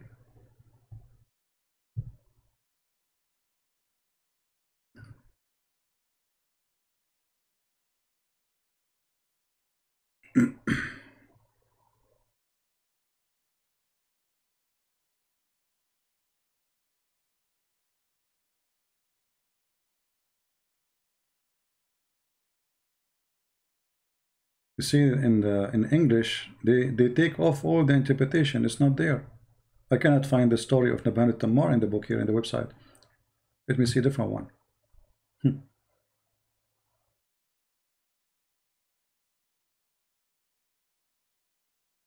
They took it off. The guy, he said clearly, I did with her everything the man he do, except intercourse.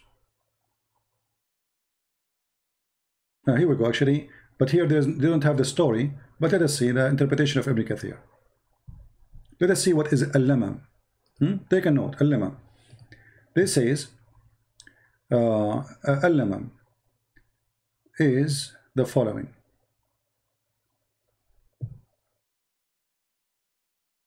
Commit zina by looking, the lips by kissing, and the hand by transgressing, and the feet by walking, and the sexual organ either materialized or etc. by sexual intercourse. So if you have sexual intercourse, that will come from the adultery. If not, this is all is a lemon. Let us see different place.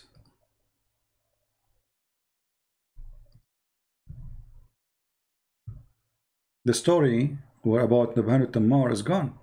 Nabhan al-Tammar, Tammar means the one who sold palm fruits. So a woman, she came to him and she said, I have You know, I want to buy like some fruit. So he said to her, go inside.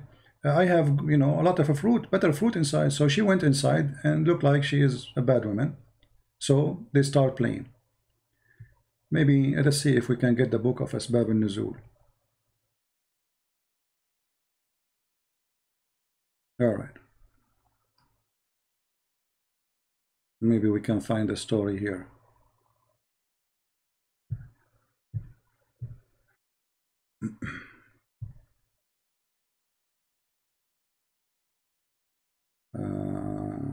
Look like the story is not in this one. Give me a second. We need to get it busted. We cannot just let it go.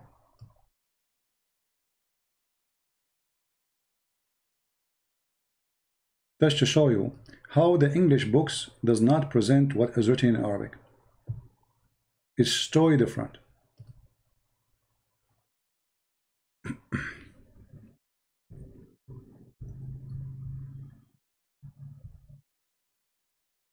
All right. This is Tafsir al-Qurtubi. It says here, إن هذه الآية نزلت في رجل كان يسمى نبهان التمار.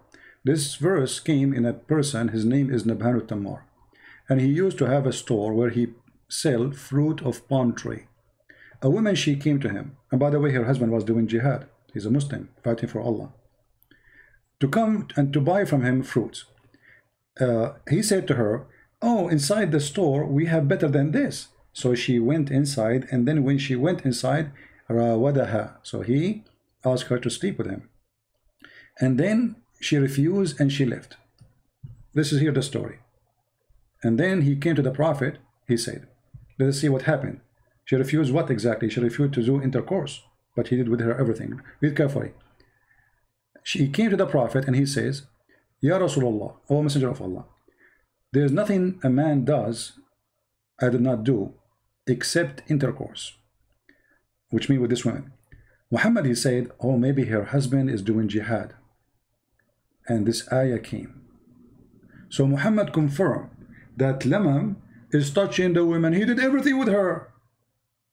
He did everything with this woman except intercourse. Muhammad, he told him this is a small fault, no problem. She is married. Her husband is fighting for Muhammad, doing jihad. She is a Muslim. He's a Muslim. And what is the answer of Muhammad? Oh, don't worry. This is Lamam. And here it says, إن اللمم ما دون الوطء من القبلة والغمزة والنظرة والمضاجعة. Lamam is anything before do intercourse, like kissing, blinking, or like, you know, like touching her, like punching her in her bum or somewhere, or looking, or even laying together. So if you lay together with the woman, she is naked and you are naked, it's okay. This is lamam. Kissing is okay. This is lamam. Touching each other, this is lamam. Don't do intercourse, you are fine. This is religion. And here we go. This is Tafsir al-Qurtubi, as you see in the front of your eyes. I can give you the link actually. You can translate, but let me get you more, because this page is long. I will give you a shorter. Here we go. This is the official government website of the Kingdom of Saudi Arabia. Here we go. And this is the link you can use Google Translation to translate. This is what? The official government website of the Kingdom of Saudi Arabia.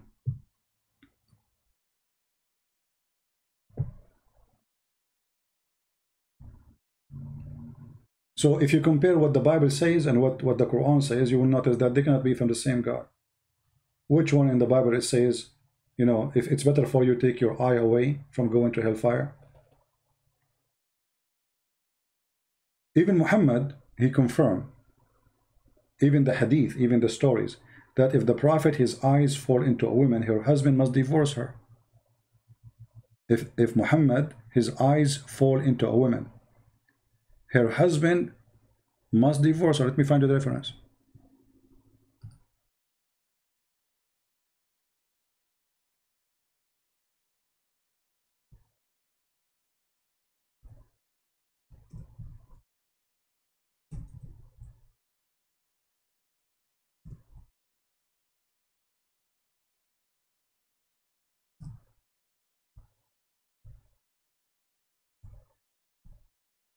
And look, we open our program today to show people that Muhammad have no prophecy, and no Muslim he come to us with the answer. Okay.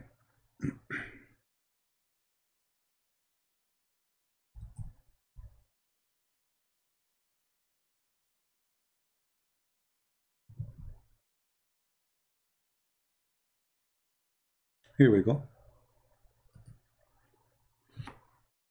Here they are counting the privilege of Muhammad. Imagine the Muslims are proud about the privilege of Muhammad. Number 10, the privilege number 10. Actually, I will use Google Translation to translate. Number 10, if his eyes fall into a woman, eyes of whom? Muhammad, onto a woman, وجب على زوجها طلاقها. If Muhammad, his eyes fall into your wife, you have to divorce her immediately. Let us open it in Google browser, because I'm not using Google browser now, and use Google Translation. Does it say what I'm saying? Absolutely. Let us see.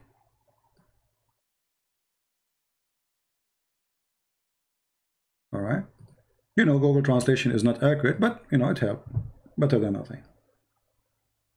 And the problem with Google Translation, you know, especially when you are reading in like an old classic language, it has difficulty to translate those things. So we will use Google Translation. Here we go. Translate. We don't want to translate to Arabic. We want to translate to English. Change languages. It says unknown. Okay, Arabic. All right. Why this thing is coming Arabic? Choose another language.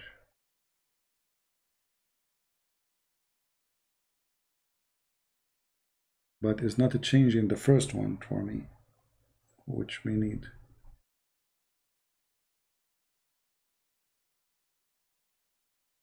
All right, let us see.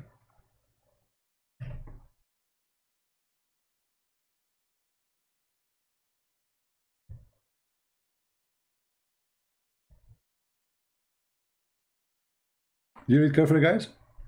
Read carefully. This is the Google Translation.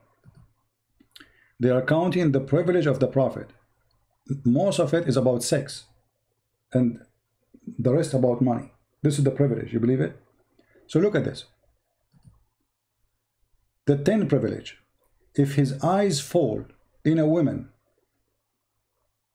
her husband, he is obligated to divorce her, so the Prophet, he can if her, not marry her. Do you see it? This is a privilege of a prophet? Are we making things up? This is the official government website of the Kingdom of Saudi Arabia. And this is the book of Al-Qurtubi. Interpretation, as you see in the front of your eyes. Chapter of Al-Ahzab, verse number 50.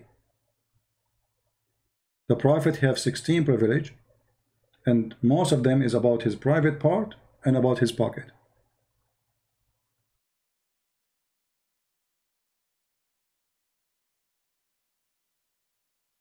Right?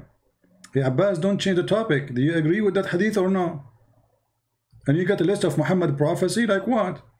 The first one, it was a fraud. We showed you the prophecy of the Prophet about orgasm.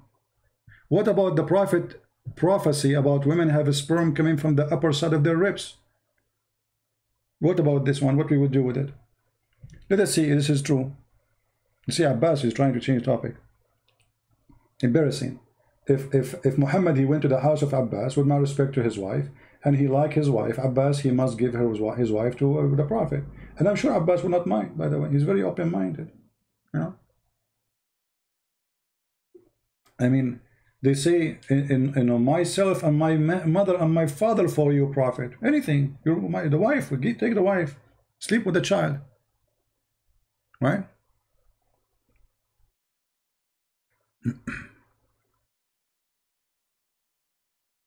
The video of Adnan Rashid. You see, when a kid like Adnan Rashid, he make a statement. How many times I get him busted, this idiot. He will never dare to call me. About tall building. First of all, the Arab have tall building before Muhammad was exist. Go to Yemen and see their buildings. Secondly, if you read the hadith, you will see that the hadith itself exposed Muhammad to be a fraud. Me, Abbas, when I talk about it, Abbas, you want to talk about the tall building? Guys, Abbas want to tell us a prophecy of the Prophet. Hold on, let us call Abbas, just for fun. But I hope he want to do the same. I mean, repeat the same question 1 million times.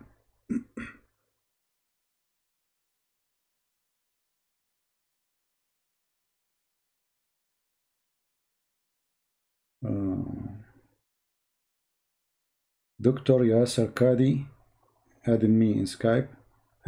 Let me block you. We don't have time for kids.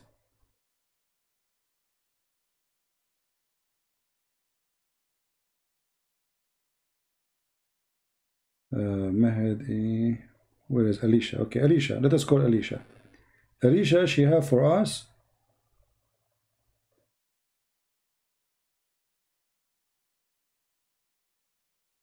a list of prophecy.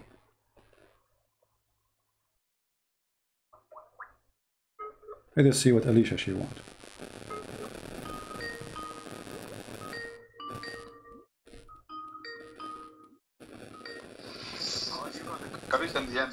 Hey Abbas.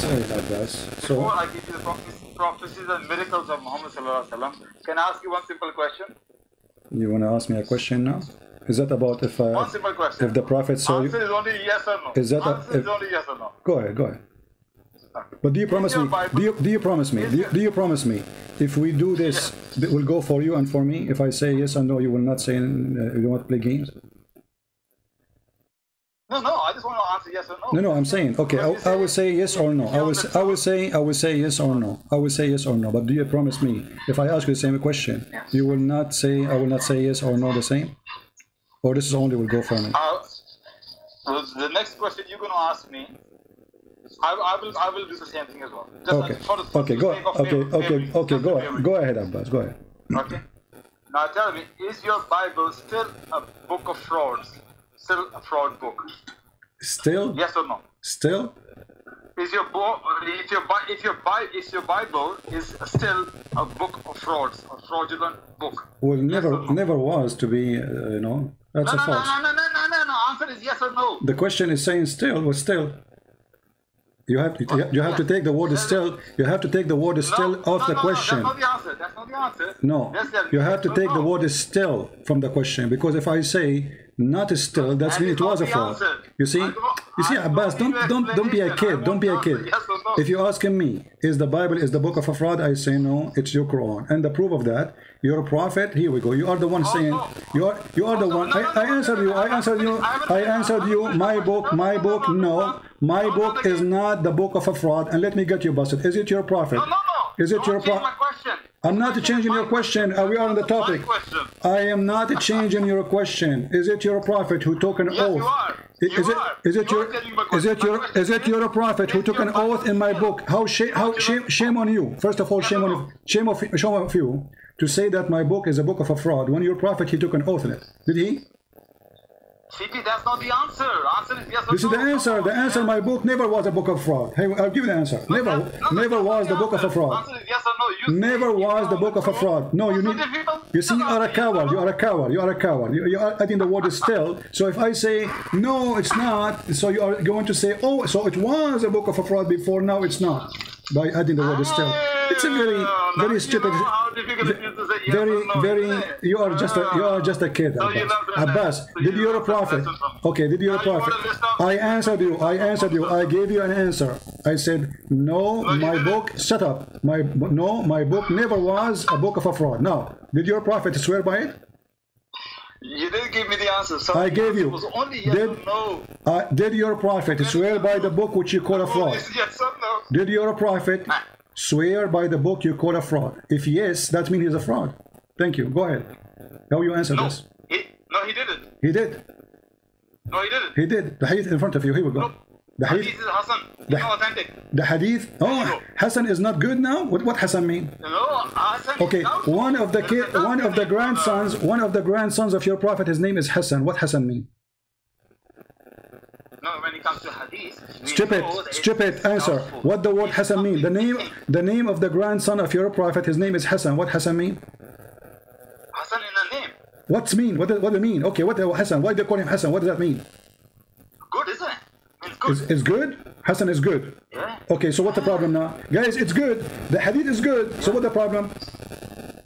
I'm telling you the problem. What? It's good, but it's not authentic when it comes to hadith. How you call it good? How you call it good, but it's not authentic, you idiot? Okay, tell. So if it's not authentic, Abdul, just to show you how stupid you are. So you call it good, but it's not authentic? So you Muslims, you call something good, but it's not good.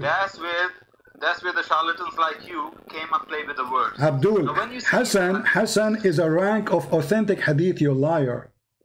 Hassan is a rank of the authentic hadith. Mr. Scholar, just tell me one thing. Why it's not authentic? Why is Hassan? What is missing? Okay, can you show me one scholar he said this hadith is not authentic? Challenge to you. No, the book, open the book of hadith. It says Hassan.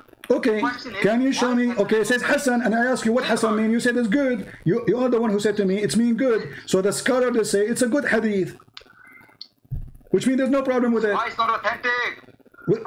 So how it's not authentic? Abbas, just get lost, Abbas. I want an adult to talk to me. What we got is just a kid. Look how stupid they are. I mean, the hadith is good but not authentic. So how you call it good? How you describe it as good if there's no proof of it? Because if it's not authentic, it's mean nothing good about it. You go to Abbas, you ask him, is this pizza you are delivering good? He say yes, but it's not authentic. It's not made by pizza, it's made by poo-poo. Do you see how they are? I mean, right away when they accuse us with something, they accuse their prophet. If this book is a book of a fraud, how this idiot Muhammad, he says, okay, bring the Torah for me. And then he took the Torah and he put it in the top of a cushion. And he says, I believe in thee and the one who revealed thee. And then they say to me, oh, this is not authentic. It says good. What Hassan mean? He says good. It's not me who said the word good, which make it more horrible. So look, before they used to hide behind the word da'if. Da'if is not there. So now we play behind the word Hassan. Hassan is good. Good is bad in Islam. When Muslim, brother and sister, when we Muslim we say it's good, it means bad. It's like a secret code between us, brother. It says good. It's bad now. In the top of that, who is the one who said this is rejected? Nobody. In the top of that, isn't it the Quran confirmed that the Bible never been changed? And there's tons of verses. مصدقا لما معهم مصدقا لما بين يديهم. Look how many verses confirm. وآمنوا بما which Allah has sent to you مصدقا لما معكم. What is what معكم? To what is with you. Believing in what is with you. Do you read it? This is the stupid Quran. And believe in what I revealed, confirming what is with you. What is what? With you. So the Quran, are you going to say this is da'if? He confirmed what is with them. What is with them? The Torah and the Gospel.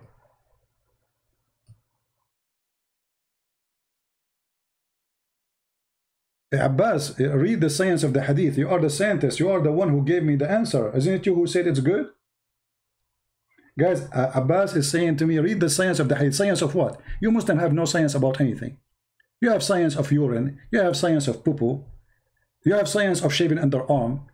Science of shaving your private part. You have no science. Al-Khomeini, he made fun of the Muslim Sunni. He says, لديهم تضخم في فقه المراحيض. They have a huge library in the science of a private, of bathroom, which means private part. Having sex with watermelon, using zucchini, using a piece of leather shape in a shape of private part. That is your science. You as a Muslim Sunni. And now you are asking me, read the science of it. Isn't you who said to me it's good? I said to you, what Hassan mean? I said it's good. So it's good. What I need more?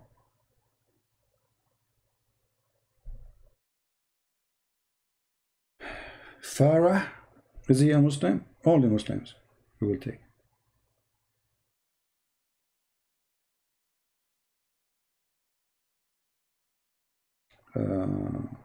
Where is Farah? I don't see it. Let him text me.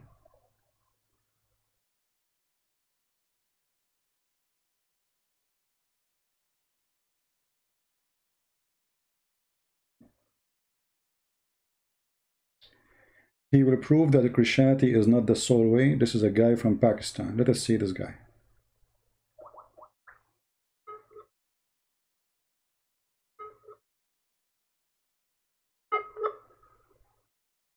We have a Pakistani boy trying to compete with Alicia.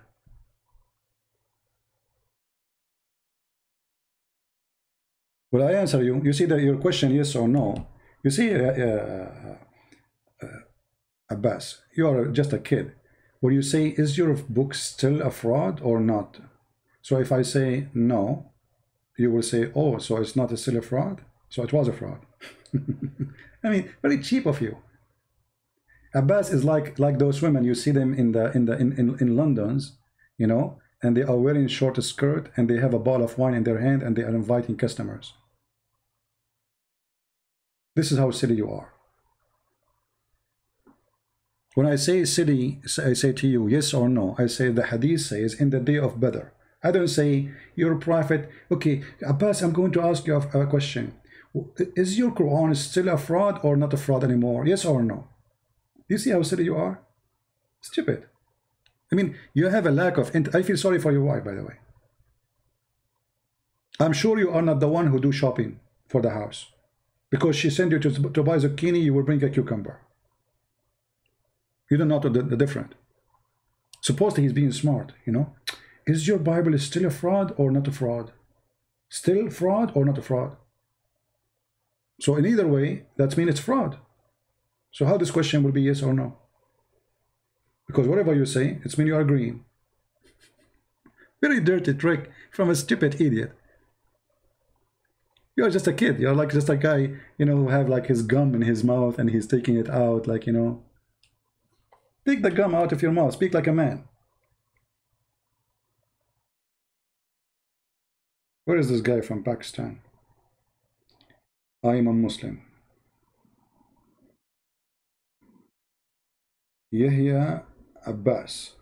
This guy, he's your daddy.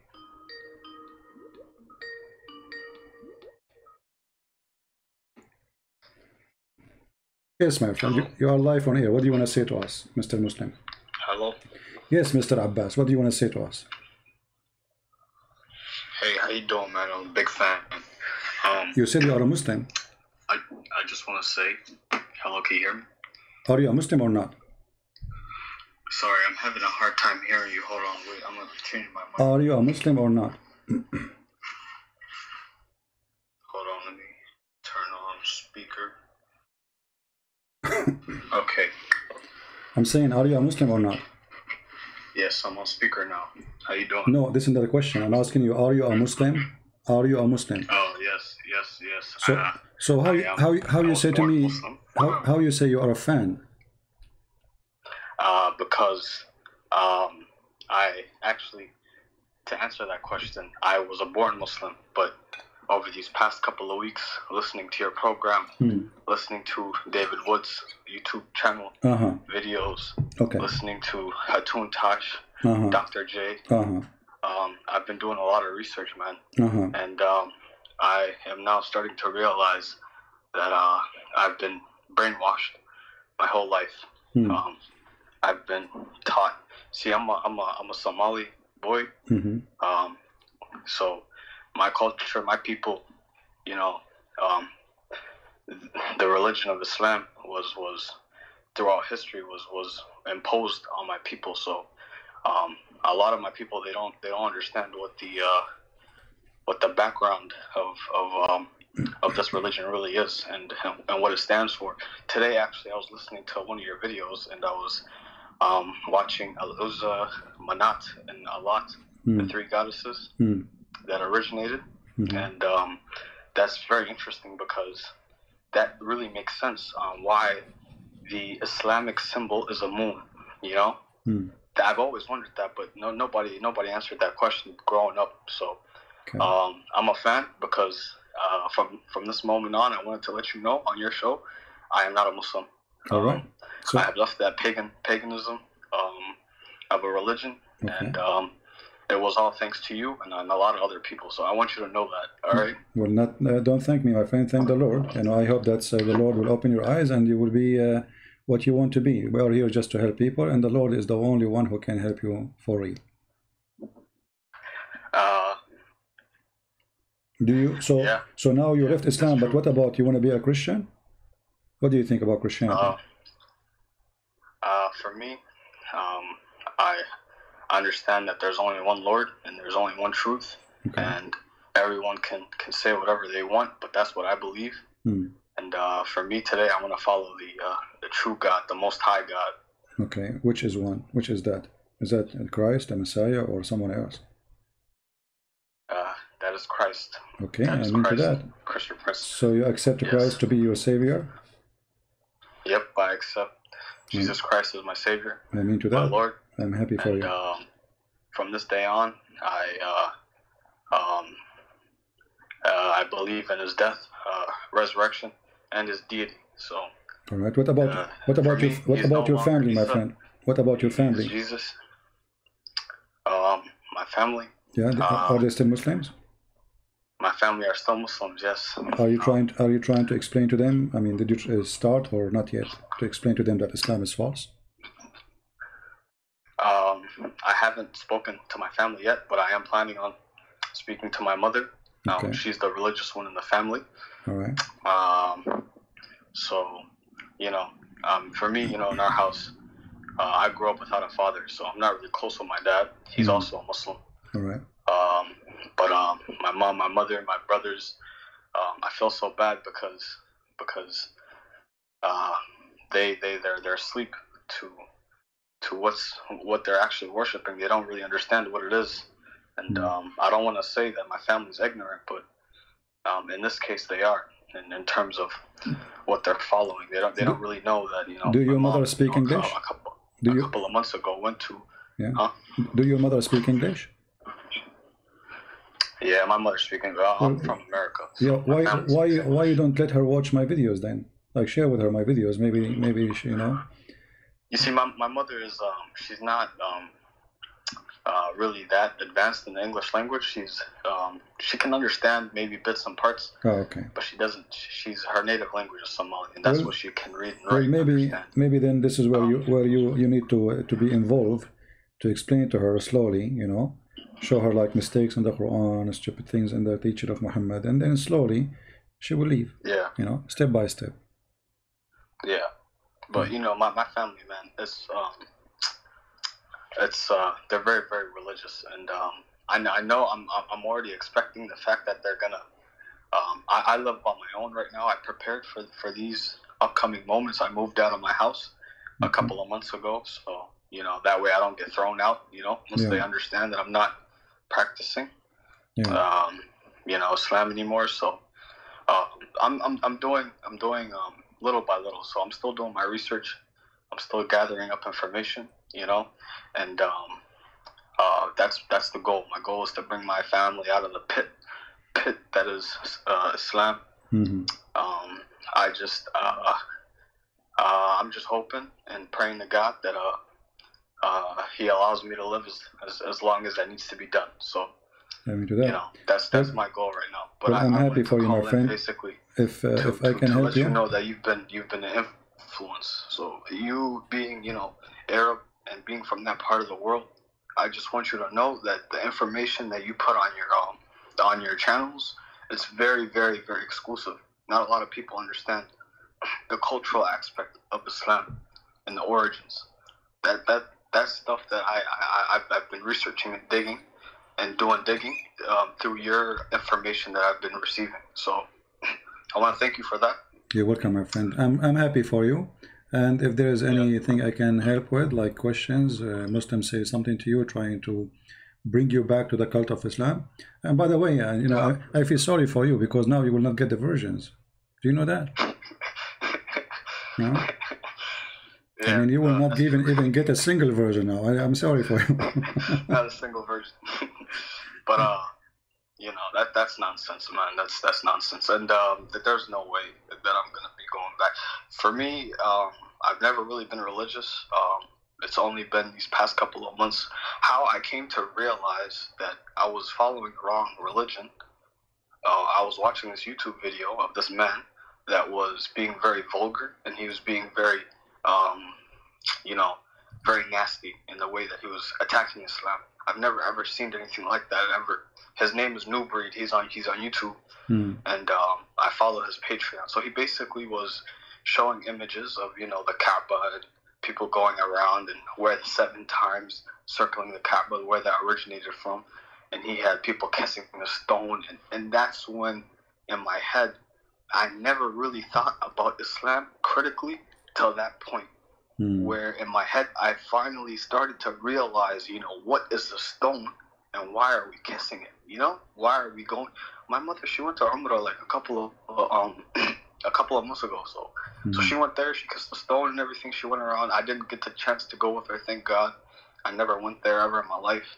I don't ever plan on going there now that I know the truth. But yeah, man, it's been an interesting couple of months. Well, I'll tell you that. But I'm glad that I'm not following that anymore. But what is the most thing like was let us say make you move to get out? I mean, what is there's something special made you really decide to leave Islam? I'm sure there's many things they come together, but there is something very special was really, let us say, the final break and that's it. Something you learned. Okay, so for me, that video was the start. Okay. Right? That video was the starting point where I opened my eyes up. So from that point, before that, I never critically thought about Islam. I never criticized it because it was taboo. The Islam. Yeah. That means you're weak in faith if you question your own. You know what I mean? So I never did that. But that was the first moment. The second big thing that changed my mind was the preservation of the Quran. That was a lie, big lie, big fat lie. The Quran, the Uthmanic Quran, we don't even have those manuscripts. But Mimi Hijab did not help you to stay in Islam, like he could not. My friend. I used to watch Muhammad Hijab videos. That's why it's so funny. He's a kadhab, and he's a big time deceiver. So I've came to realize that. What do you think? When you were a Muslim, and Muhammad Hijab, he made the video saying Christian Prince is a sexual predator because I was saying to Muslim women, suckle me. Did you see that part? Mimi Hijab did? Yeah, I saw that. So what do you think about that part? Because he cut my video and the story is different. The woman, she was saying bad things about Jesus, dirty things. And then I said, well, it's your prophet who said that. So what do you think about such a fraud who changed the story to make it the opposite? Hey, man, that's what he does, man. He's a hypocrite. Yeah. And that's what I honestly think of the whole situation, is he's hypocritical for that. And, for them, they don't have any, real basis. What I came to realize is the Muslims, especially even the scholars, by the way, Zakir Naik is one of the biggest fools I'm coming to realize right now, just going through his videos and stuff. You feel me? But Muhammad Hijab and those guys, man, they need to muster up some sort of argument in order to refute back, and they do it through deception, they do it through flipping your words, and they do it through changing the context in which they are referring to. They use many tactics, but it's very deceptive. And now even he did editing to the video of his teacher. Even his teacher, he did editing to his video. Yeah, Yasser Kadri is his sheikh. You know, always he interview him. He asked him what to do. Yeah, suddenly he said something, and the Muslims went crazy, and now they are editing his video, taking off what he said. They are ashamed of it, and now they are waging war on him. They will say, "We will refute you." Exactly. Yeah, he took off. I saw how he took off the last 30 minutes of his interview, where they're and I found that clip on Yasser Khati's channel. You know, I found that on his channel, and that's when I started questioning the preservation of the Quran. That video made me realize. So we can say that Muhammad Hijab, he helped you to leave Islam in this way, because if he did not ask that question, and he insists, you notice he want the answer, like the guy he was trying to avoid says we should not talk about this in public, but Mimi, he insisted. So you should be thankful for Muhammad Hijab to leave Islam, not me. Absolutely. Oh yeah, I saw that video too. Speaker's Corner, where he told everybody, you know, let's leave after Hatun Tash and Dr. J were exposing them with the many different types of manuscripts of the Quran that they found. The different Qurans. Yeah, I saw that video too. Yeah, I saw that. I saw, man, they do a lot of that stuff. That's not surprising to me, for me. Yeah. But those were the main two reasons why I left. You could also say the character and the moral example of Muhammad. Man, there's not a person in the history of the world that has been lied about more than Muhammad. But you know, Muhammad, he have a good character actually. He is very much like the pirate of the Caribbean, Jack Sparrow. Jack Sparrow. You're hilarious, man. That's good. That's funny. By the way, somebody saying that there is a Somalian Christian TV, so you need to search it so you can watch it if you like. Somebody is saying in the text. I've seen that. Yes. Right. So I follow them too. That you know, that really makes me smile, because that shows me that, you know, there's hope, you know, for my people, and ultimately, you know, I can help people in the future. But first, what I need to do is learn. I need to learn more about this religion so I can start exposing it myself. I was very, very angry when I figured out my whole life has been a lie. Very, very angry. So I'm going to direct that energy into learning and becoming a weapon against Islam. Hopefully for the future, because it's a dangerous religion, man. Yeah, I hope it's a dangerous ideology. Yeah, we hope you will be able to help your people first, the Somalian people, because you speak their language, you know, and you can help them better. Yes. All right, my friend. Anything else you want to add? No, nothing else. All right. I'm so happy for you. Thank you so much for giving me the chance to speak. You're welcome. And I'd also like to say that you know, hi to everybody else in the chat for helping me, because I didn't know how to call in. They told me that I had to go through Skype. Well, next time don't use Skype. You know, you need to send Jibril. He will squeeze me, and he will go back and squeeze you, and then we'll be connected. You know, because this is how Allah He connect with His people. He squeezed them. He squeezed them. Huh? He opened. I will knock him out like Moses. He opened the line. He opened the line by squeezing. This is, by the way, I'll make sure to remember that next time. You know, I'm surprised that the Muslim did not claim that 5G started by Jibril. He squeezed, you know, because 5G squeezed you. Right, yeah. All right, my friend. Thank you for calling. God bless you, and God bless your family. Take care. For sure. God bless you too, man. Bye-bye. Thank you. Bye-bye.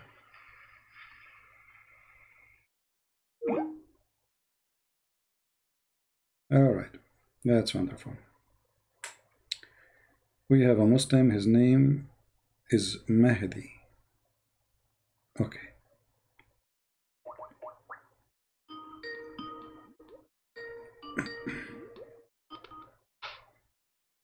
Hello? Allahu Akbar. Allahu Akbar. What does that mean? Allahu Akbar. What does that mean? God is the greatest. No, Akbar means bigger. Ta, it means great or greater or greatest. No, here we go. The Quran. Allahu Akbar. Okay, here we go. The Quran in front of me. When Abraham he saw the sun, he said, "This is Akbar." So he called me just to say Allahu Akbar. Okay. Yes, Allahu Akbar. So what? Okay, but how come how Abraham he worshipped the sun and he called it Akbar? There's no God except the God. And You are not answering Messenger of the why God. Abraham the Muslims he called the sun Akbar. Is it the name of the God of the sun, and Allah is the name of the God of the moon? CP. Huh? Why we try to avoid? Here we go. This is the Quran. You speak Arabic supposedly, I'm assuming. Chapter 6, verse number 78. It's not a hadith. It's not a hadith. فلما رأى الشمس بازغة قال هذا ربي هذا أكبر. I'm asking you. You are the one who started with Allah Akbar. Don't change topic. Why Abraham? Why Abraham? He called the sun Akbar. The hadith you showed in Tirmidhi about the... My friend, don't change the topic. Don't change. We will go to the hadith. We will go to the hadith. We will go to the hadith. Why Abraham? When you call me, you did not even say anything. You said, no problem. Allahu Akbar. Allah is small. Allah is big. Okay, you made me fall. Now, why Abraham? He called Allah. Why Allah? He called the sun Akbar. Can you tell me? I don't care. Allahu Akbar. You don't care? Muhammad Okay. is the messenger of the God. Okay, Yes. guys, Allahu Akbar, he don't care. Okay, we care. We are Allahu laughing. Akbar. We are laughing at you. Secondly, the hadith I showed you, it says what? But the hadith I showed you what? The hadith about the Byzantines, then when the English translation says, then the following verse was revealed, does Yeah. not appear in the Arabic. It's not in the Arabic? Okay, let us read in Arabic. Is that okay? You are a liar. Where's the word thumma? You are a liar. Okay, let us see. a liar. Okay, we will see. أشهد أن لا إله إلا الله وأشهد أن محمدا Okay, رسول don't hang الله. up, potato. Don't hang up. I want you to read in Arabic. You see the coward here, hang up. He hang up. He don't want to read it. He said it's not in Arabic. Potato. Potato and the coward. I mean, you are not even a man to read what you said to me. It's not there. قال لما كان يوم بدر ظهرت الروم على فارس فأعجب ذلك المؤمنين. You're a potato. Allahu Akbar. Allahu Akbar. Your prophet, he said to you, when you say Allahu Akbar, that will scare us, we laugh. We went to Iraq, Muslims shout Allahu Akbar, they lost. We went to Syria, Muslims shout Allahu Akbar, they lost. We went wherever we go, Muslims shout Allahu Akbar, they lose. And here we go, you shout Allahu Akbar, you got busted. Allah Akbar, Allah smaller did not help you. Oh, the screen is not up, sorry. Let me put the screen, give me a second. Here we go. عن أبي سعيد قال لما كان يوم بدر ظهرت الروم على فارس فأعجب ذلك المؤمنين فنزلت. When the day of Badr, in the day of Badr, the Roman were victorious over the Persian. And if you are a man, I challenge you to call and to read and to say it doesn't say that. Coward.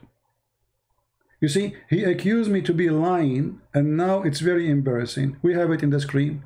Feel free to call and read. And you have no excuse, you know Arabic. Because if you don't know Arabic, how you say in Arabic doesn't say that, CP.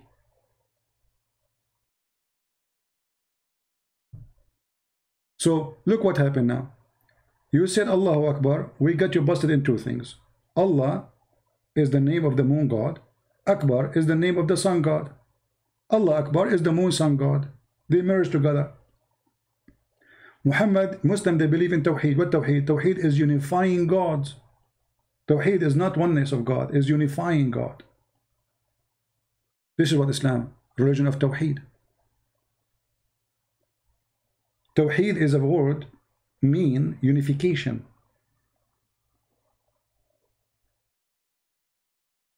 How you can unify God if he is one? United States of America?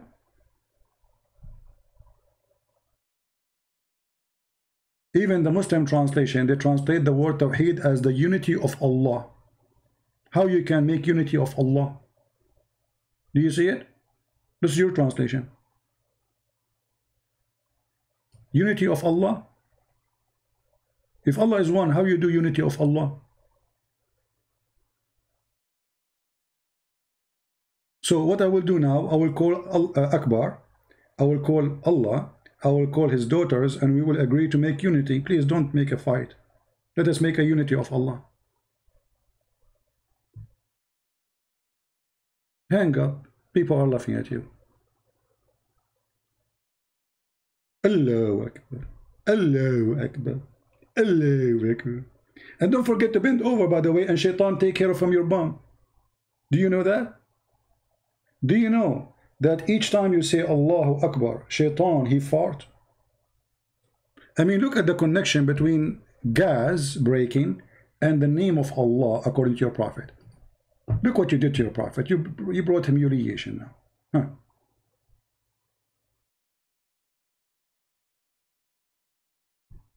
Is that your prophet saying that each time you say Allahu Akbar, shaitan, he fart?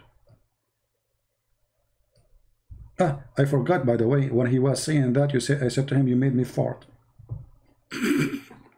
Read it carefully. When Satan, he heard the call of the prayer, he turned back and break wind. I mean, how the prophet, he knew that unless he's a prophet, man? That's deep. Look, this guy, he have a special sensation. He can hear and he can see the unseen, the fart of shaitan, which nobody can hear. Only the prophet can hear it. When Satan hear the call to prayer, Allahu Akbar, Allahu Akbar, what shaitan do? This is a religion, this is a prophet. Allahu Akbar, Allahu Akbar. You sound like a fool. How in the world a man, he claimed to be a prophet of God, he says such a stupid statement? And this is why they didn't dare to talk to me. You see, any topic they open, it would spank them. Doesn't matter what they say. It doesn't matter what you talk about. This is a prophet of God. Imagine we have a Trump in TV. And there's 40, 50 million around the world, they are watching live. And then he said, Trump, he says, when Satan, he heard the call of Allah, Satan, he fought. How many people will die laughing at Trump?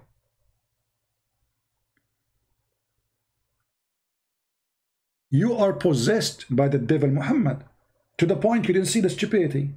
Allahu Akbar, Allahu Akbar. What? What does that mean? And Allah is Akbar from what? Allah comparing himself to what? To mosquito? God is comparing himself because Akbar in Arabic is, you know, like in English you say big and bigger. So Allah is bigger. Bigger from what? The answer is very simple. They used to worship idols, and the idol of Allah is Akbar, which is the moon and Allah having sexual intercourse together. How Allah he have three daughters? Anyone thought about the question? How Allah he have three daughters? He have sex with the moon, the moon god have sex with the sun god, and they have three daughters.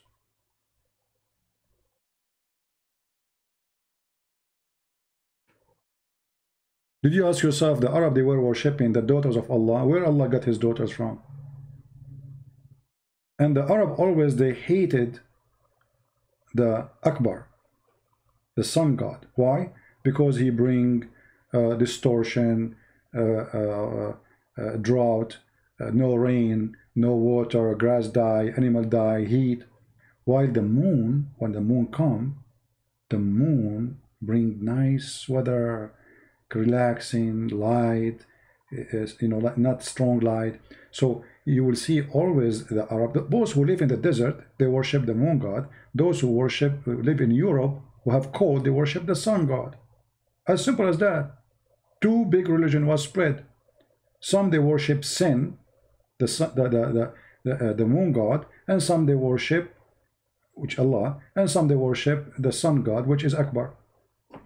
Actually, even the Quran, if you go in the Quran, if you go to the chapter of Yasin,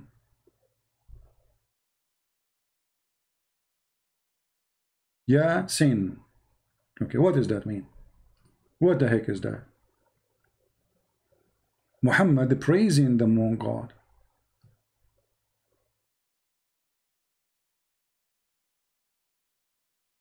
Let's read. I forgot, reading is not good for you, it's not healthy. Look at the Muslims, guys, how to explain something in the Quran. Yeah, sin. Allah knows best about what the meaning of those letters. Do you see the stupidity? So your prophet, he did not tell you what he mean by sin. He did not tell them. Why? Because he's a thief. He was stealing from the book of Waraq ibn Nawfal, who is a fraud. And he was mentioning great, you know, he's grateful for the moon god. Sin. Search right now in Google, who is Sin? Sin is the moon god. Ya is a word mean God. Sin is the name of the god.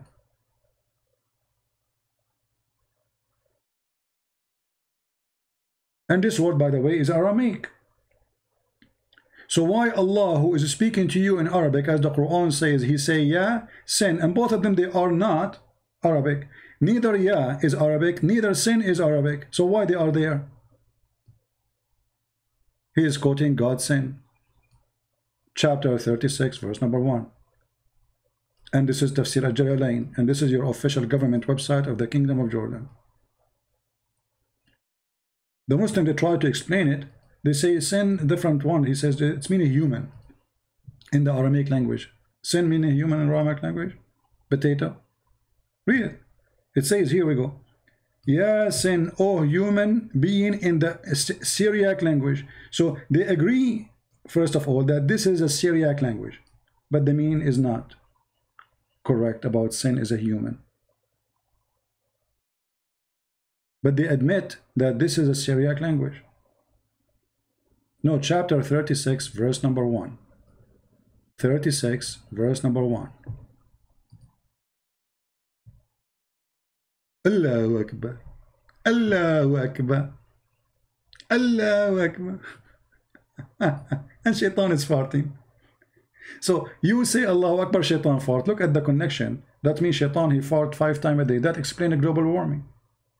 And people, they were complaining about global warming. Al Gore was making lecturer, forgetting that the most reason, it's not the cow, it's not the cars, it is Islam. Because as Muslim, they say Allahu Akbar, Shaitan, he fart. And what is fart? Is methanol. So global warming, you know, happening because of Shaitan.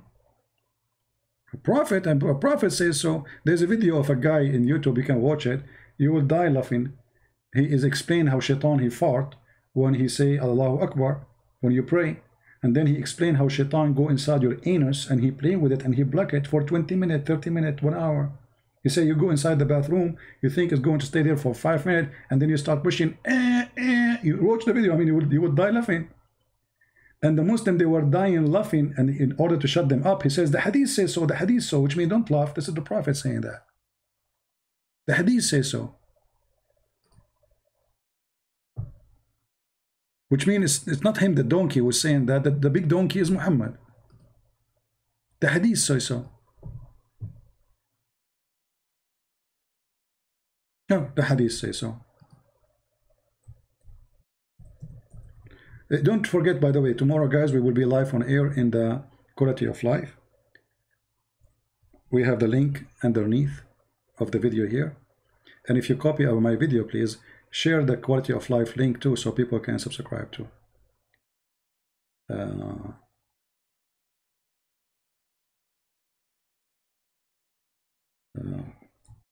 Let us see.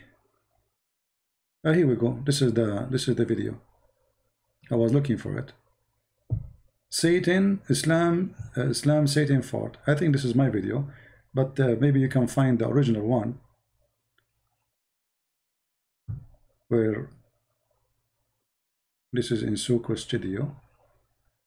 This is another one, when Satan fought. Satan fought. Oh boy.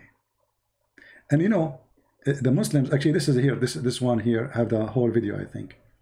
This guy explained to you how Shaitan fought, which, by the way, proving to be scientifically true. I mean, it's obvious. I mean, we cannot prove, you know. Scientists from around the world, they confirm those things. And look at this guy here. He's explaining to you breaking wind during the prayer. This is Islam. They focus on stupid things. Who is God? What God is about? No. You know, breaking winds. I mean, imagine Muslim, they pray their head facing the ass of the one before them. And then you fart. Huh. Satan fart. Let us show you how Shaitan fart.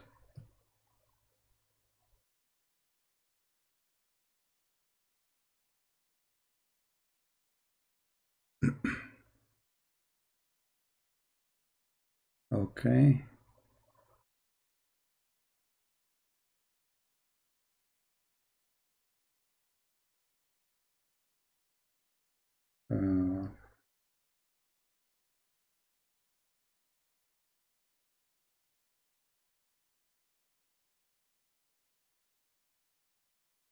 Wisdom. Times that, bro. I'm gonna eat 3 times. I'm gonna go do my wudu. I'm gonna go and do my rakats. I'm gonna do my salat tawbah. I'm gonna say to Allah, you know, Allah, forgive me. And then I'm gonna say, you know what? Get the shaitan back again. Let me open the Quran. Let me read some Quran. Hey, man, that shaitan's probably kicking his legs on the ground by now. Yeah? Then get up and do the adhan or something. Then shaitan will, I tell you, I'll be honest, hadith of Tirmidhi, it says, yeah, when you give the adhan, the shaitan, he not only runs, but the hadith says, lahu durat. You know what durat is? What? Durat is... No way. Like, come on, are you serious? Brother? Do it again, brother. What is durat? You see, my Arabic is not good. Can you teach me, please, what is durat? What is that? What are you doing? This is what durat, shaitan, he do that? Man, that must be true. Brother? Science. He not only runs, but the hadith says lahu durat. You know what durat is? No, we don't know. Durat is... Man. He runs, and as he's running, yeah, his fart comes out. Lahu durat. I'm not making this a hadith. See, the Muslims start laughing. He says, this is not making it up. This is hadith. The Prophet says so. The Prophet says so. I'm not making it up. Don't laugh at me. I am not the joker. It's Muhammad the joker. So that shaitan made me do sin? Get up. Yeah, just get up. Just give the adhan. Right? That shaitan, you're gonna make him leak some serious gas. You are going to make the shaitan leak serious gas. What is the guy? Allahu Akbar. My friend, let me say to you, Allahu Akbar again. Allahu Akbar. Shaitan, he leaks serious leak. And what is it? Gas? Do you think we can fix his radiator? When I say stupidity is amazing, I mean it, you know? Yeah. Let us skip a little bit. Where he talk about you going to the bathroom. What the deen is about. See, now he is going to explain to you what Islam is about. What is the deen? Deen means religion. What the religion of Islam is about. Listen. The deen is about getting the shaitan away from you. So, you know, you go into the toilet, you know, Bismillahi Allahumma inni a'udhu bika min al-khubuthi wal khaba'is. So, Allah protect me from these devils. You go in there with your left foot. The left foot you went in, you get a reward for that. The dua you said, shaitan will not see you. You're in the toilet, shaitan can't see you anymore. Brother, carefully, brother. If you go inside the bathroom and not entering with your left foot, and without saying that prayer, shaitan can see you. And what shaitan will do to you now? If he can see you, he will tell you. But if you say this prayer, shaitan, he cannot see you, brother. You have to say this prayer and you enter with the left foot. Superstition religion. Stupidity. So you have to enter with the left foot and you have to say a certain prayer. أعوذ بالله من الخبث والخبائث. If you do that, shaitan, you become invisible. Do you think we can do that in a bank robbery? They can't see us. So Allah protect me from these devils. You go in there with your left foot. The left foot you went in, you get a reward for that. The dua you said, shaitan will not see you. You're in the toilet, shaitan can't see you anymore. That's in a hadith, right? If you don't say the dua, what happens is the shaitan not only comes inside, but the hadith of Tirmidhi says he plays with your bowels. Oh boy. This is what happened to Abbas every day, because I assure you, Abbas never said that a prayer before he entered the bathroom. Neither him, neither his wife, neither all his family. Abbas, I want you to be a witness. Do you feel anything when you enter the bathroom without saying this prayer that Shaitan is playing with your bowels? Abbas, be honest. What, the guy who said Allahu Akbar, do you wanna witness that this is true? Do you feel anything really? Shaitan, he go inside your bum, inside your anus? Will not see you. You're in the toilet, Shaitan can't see you anymore. That's in a hadith, right? If you don't say the dua, if you don't say the dua, what happens is the Shaitan not only comes inside, but the hadith of Tirmidhi says he plays with your bowels. Oh boy. He plays with your bowels. So you're inside there, you think... And look, he's explaining to you, and he looked down at his bum. He play with your bowels, he play with your bowels. He play with your bowels. Not only his inside where? Inside your anus. He go inside your anus and he play with your bowels. Did you hear it? I mean, this is what they teach in their mosque. And then you wonder why somebody want to do suicide bombing? If people listen to this and they believe in this. So what we are talking about? He play with your bowels. Shaitan, he go inside if you don't say that prayer. Well, Muhammad, he spent 40 years of his life, wasn't a Muslim. That means Shaitan was playing with his anus for 40 years. I mean, Muhammad, you've been really screwed, literally. 40 years Shaitan playing with your anus. And Allah did not send you the prayer to say how to protect yourself. What is that prayer? Is Ali Baba open the cave? If you don't say the dua, what happens is the Shaitan not only comes inside, but the hadith of Tirmidhi says he plays with your bowels. He plays with your bowels. So you're inside there, you're thinking you're going to be out there in 5 minutes. He's taking you 20 minutes and you're still not halfway there. You know why? Because Shaitan is going, ooh, ooh, la la.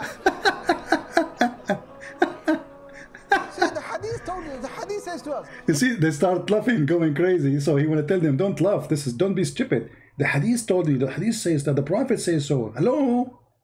The Prophet says so. It's not me, it's the stupid. It is Allah Prophet, the stupid. Look at this. I mean, how in the world this can be considered a religion for a second? You know why? Because Shaitan is going, ooh, ooh, la la. He plays with your bowels. So you're inside there, you're thinking you're going to be out there in 5 minutes. He's taking you 20 minutes and you're still not halfway there. You know why? Because Shaitan is going, ooh, ooh, la la. See, the hadith told you, the hadith says to us, he plays with your bowels. Seriously? He plays with your bowels. So you say the dua, Allah protects you. Right? You come out of the toilet, Ghufranak, Allah forgive me. Even you have to say words after you get out of the toilet. Why? You have to say forgive me. Forgive me for what? For doing poo-poo?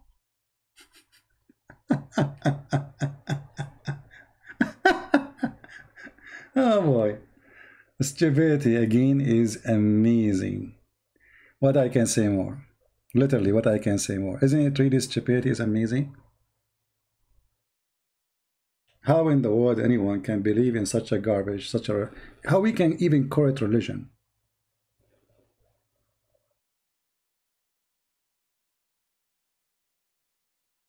You know what I mean? Okay, we have an ex-Muslim. She have questions. Let's see what she want to say. The person whom you're trying to reach is currently... Okay, well, busy. All right. Hello? Hi, CP. How are you? Hello? Can you hear me? Yes, I hear you. Go ahead. Thank you so much for having me. You're welcome. So I had a question about, is Muhammad really a descendant from Bani Hashim? From Bani Hashim? I don't think so. I don't think Muhammad, you see, there is no proof that Muhammad is descendant to anyone.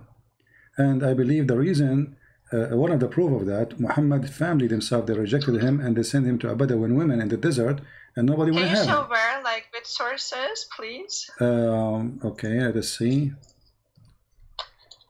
Let us see. I'm so happy you took my call. Oh, you're welcome. You know, but sometimes because we say Muslims only, Yeah, it's so unfair, seriously.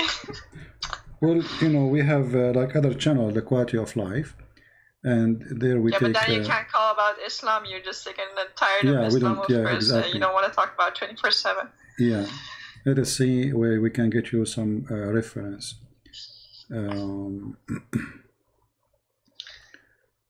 We will try to find something Muslims they agree with. Let's see. Yeah, please, because of course Hassan and Daif is not good enough, so it needs to be Sahih, and even that is not good enough. Yeah, these even days. yeah, you know. So here we go. This is actually even Muhammad. What people do not know that Muslim they claim that Muhammad he have a plastic surgery for his breast twice. Oh yeah. Once when he was a child, where he was with this woman, the Bedouin women in the desert. Let me see if I can find the hadith. If I can find the hadith in English.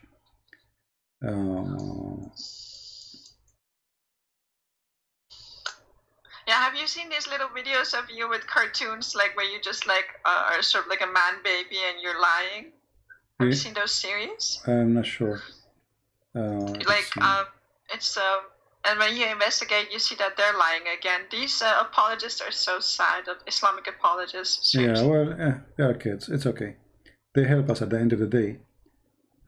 They don't. They do the opposite. You know, people when they find out that they lie and then they gaslight it on you. Like they lie exactly. It's their lie, but then they gaslight it on you. Yeah. Let us see. So I'm really interested to prove that Bani Hashim, he's not it, because they say, well, he was a very respected, like rich man who was like known all over the place. And I remembered you saying that nobody even knew him, and also giving Khadija as an example, as in like even after she married 2 times and had so many children, her father was not like willing to give her away to a good-looking younger man. Yeah, because that's insane. Because a man who his daughter, she is married to many husbands before, she have tons of kids, and nobody will really marry her. I mean, even now, if you are a woman and married and you have many kids, you will have difficulty to find a man who will marry you. So why her family they reject Muhammad if he is from a great family? Let me tell you why. Because he was such a good person, Muhammad. He just wanted to be with someone who he loved. He didn't care about the dogma of the day, and he married someone who was even married 2 times and had so many children. Yeah. He's such a great man. I mean, like the things that they say about it. I mean, the guy was obviously a pedophile, right? Because after that, right away, he just like from 15 years older to like 6 or something. It's just insane that he is like an obvious pedophile, and yet when you give an example of like, look, he married Khadija only for power, and she was like this and this woman, it's like, no, astaghfirullah. Yeah. You see here the hadith here, I found one in English, the rest are in Arabic, and this is the problem. Most of the Islamic reference. Which one is this? Because I'm on the phone, I can't see. This is Sahih Muslim. I will post the link in the. Oh, actually, my screen is not on. Sorry. This is Sahih Muslim, hadith number 162C, and here you see the story. Supposedly, this is a proof that Muhammad he was suffering from epilepsy. You know, he fell down in the ground. They thought he is dead. Mashallah, he had everything. Yeah, he had everything in him. Yeah, but here the Muslim they claim that the angels they come to him and they cut his chest, and this is, you will see that this story repeated twice. Once when he was in Mecca, like angels as a grown man. Cut his chest? Angels or demons? No, according to the story, angels. Angel Jibreel, Dr. Jibreel. Yeah, Dr. Jibreel is very well known as a surgeon. He do surgery too. So Muhammad he have a problem with his breast. So Jibreel he did cut his chest and he extended his breast. And actually, there's a verse about it in the Quran. It says "Sharaha laka sadrak." You know. Yeah. So. And this story repeated twice, and here the question to the Muslims: why Allah he did the same surgery twice? Why? The first one was a failure. Why Allah he made the same surgery to him when he was a kid, and then he made the same surgery when he is a man? But is this somehow proof that he was not from the Bani Hashim? I don't think so, right? It's not well, related I mean, to my question. to prove it, you have to go analyze information. It doesn't come like there's nowhere it says no, he is not, you know. But there's like hadith says he is the same as a palm tree, which nobody knows how it came. Like a palm tree appears suddenly in the desert. But you will notice that there is like a hadith about people who came to claim that Muhammad is their son. You know, they claim literally that Muhammad is their son. The family of Muhammad, all of them, they rejected him. They sent him to a woman. She had nothing to do with him in the desert. No, okay, let me ask it, frame the question differently. Is there proof, is there hard proof that he was like the descendant of the Bani Hashim according to the Quran or the Hadith, Sirah or Sunnah? Nowhere in the Quran is speaking about that. You know, the Quran mentioned the name of Muhammad. But you don't know then about the Bani Hashim. Nowhere. And this is where. This is what to, of course, Ishmael. This is what makes it funny. How come the Quran mentioned that this is the son of this and this is the son of that, and then when it's come to Muhammad, it says nothing about him. Who is his father? Where he is even born? Abdullah was his father, right? Yeah, but the Quran never. And he was dead no, 4 years before Abdullah is not his father. Abdullah is an Arabic word used for anyone who is unknown, slave of Allah. So if something happened, and you saw somebody, a man doing something, let us say you are on the street, and they ask you what his name, you say Abdullah, which means anyone, slave of Allah, I don't know, you know. So slave of Allah, the name of the father of Muhammad, proving two things. It cannot be the name of Muhammad's father because Muhammad's father will go to hell. So how he is a slave of Allah yet he will go to hell? Number two, all the sons of the grandfather of Muhammad, they have names of the idols of Quraysh. Muslim, they claim that the family of Muhammad, they are like the grandfather, he was Hanif, but this is a lie. All of us, we knew that from his children's Abdul Uzza, Abdul Manaf, Abdul Manat, etc., all the names, they are the slaves of the idols around the Kaaba. So if you say that Muhammad's father, his name is Abdullah, that means Abdullah was one of the idols, or Allah was one of the idols around the Kaaba too. Or you have to explain to me how Allah became with those. And what is the proof that Abdullah really was the father of Muhammad? There's no proof. Even their book says that Abdullah and his father, they have sexual intercourse with two women in the same time. So then how, yeah, I mean, it's supposedly marriage. So, which means the same night, like they get married together in the same night, but it's like, you know, Arab marriage. So how then Muhammad, he is born 4 years after his father's death, if his father is Abdullah? You know? Like that just defies like the world how it works. But then the ones who are this deeply hypnotized with this thing, they will say, so what? So what? Don't you believe in miracles? Those are miracles.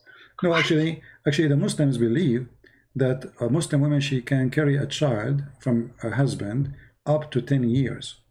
Let us see if I can find you the reference. We showed it before, and all of this is just to cover how Muhammad's story happened. Let us see. We can use Google Translation to show what Muslims believe, and you will see how hilarious it is.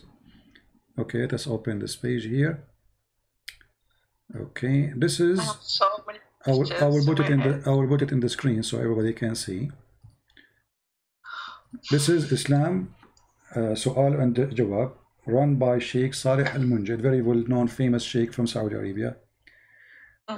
It says here, the title, what is the longest period for a woman to be pregnant, you know, to carry a child? Translation from Arabic to English. Let us see. And then you will see the hilarious answer. Yeah, the longest period of women to be pregnant. You see it? So here, if you go down and read the answer, you will see the following. First, second, here they give you the opinion, because Muslims, they have many sects. So depend in the sect, but all of them, they agree together that women, she can really, the normal thing is like 9 months, then 2 years, then 3 years. Look here, 2 years in the doctrine of the tap, this translation, which is not really good translation, 1 year according to etc. Muhammad ibn Abdullah al-Hakam. Then he says 3 years, which is saying of Layth ibn Sa'd. And then 4 years, which is the doctrine of Sufi. Mimi Hijab is a Sufi, by the way. So according to Mimi Hijab, his wife, she can deliver a child 4 years after he divorced her. He's a Sufi. No? And the Hanbali too, they have the same, you know.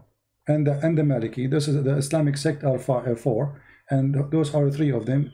They agree with the 4 years, and they can go more. Here it says 5 years according to Imam Malik, the Maliki sect. They believe woman, she can have a child 5 years after 5 years after the divorce or her husband pass away. 6 years according to Az-Zuhri and Malik. And then he says 7 years according to Sa'd Rabia. And then it says, and this is the same version of Az-Zuhri and Malik. And then it says, and they really believe this. I thought they thought it was and miracles. There's no they limit. believe that this could actually biologically come to be. Well, this is what they, this is the religion. That's it. You cannot debate it. This is what they believe. And then even some of them, they say there's no limit, which means a woman, her husband maybe died 40 years ago. After 4 years ago, after, you know, she delivered a child, if this is possible physically, and she will claim that this is from her son. Actually, there's a woman in Somalia. They were going to practice Sharia law on her, and then the lawyer, he showed them the reference that a woman. So what? Because they took her to court. Because 2 years after her husband passed away, she delivered a child. So obviously she is doing illegal relation, you know. So they took her to the court, and then the lawyer, he showed them that according to Islam, a woman, she can deliver after 7 years. There's no proof that she is committing adultery. Use a purpose, then you know. So, if you define so he saved her. He the laws of nature. You can maybe use it in court. Yeah, that's the only place you can maybe abuse it. So he saved her from being stoned to death.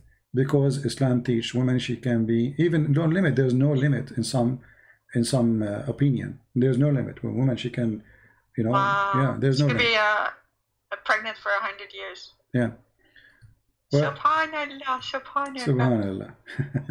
All right, my dear sister. I learned a lot. Okay, thank you so much. I have a million questions, but you have other stuff to answer. But thank you so much for answering my question. Thank you very much. Take care. Bye bye. God bless you. Bye-bye. Yeah, actually, I got to go soon. My room here is getting so hot. And I'm not putting the fan on me, so the fan will not hit the microphone. But I'm literally sweating. You know, I'm burning. Very hot. We don't have the luxury. Anyway, so as you see, guys, when we change Muslims to show us something real about the religion, there's nothing. It's an empty cult, stupid cult. Shaitan farting, Shaitan take care from your anus. I mean, imagine what kind of a prophet he says, Shaitan, he take care from your anus when you pray. I mean, what is that? Based on this, Abbas, he have no hair in his anus. Abbas, take a selfie for us.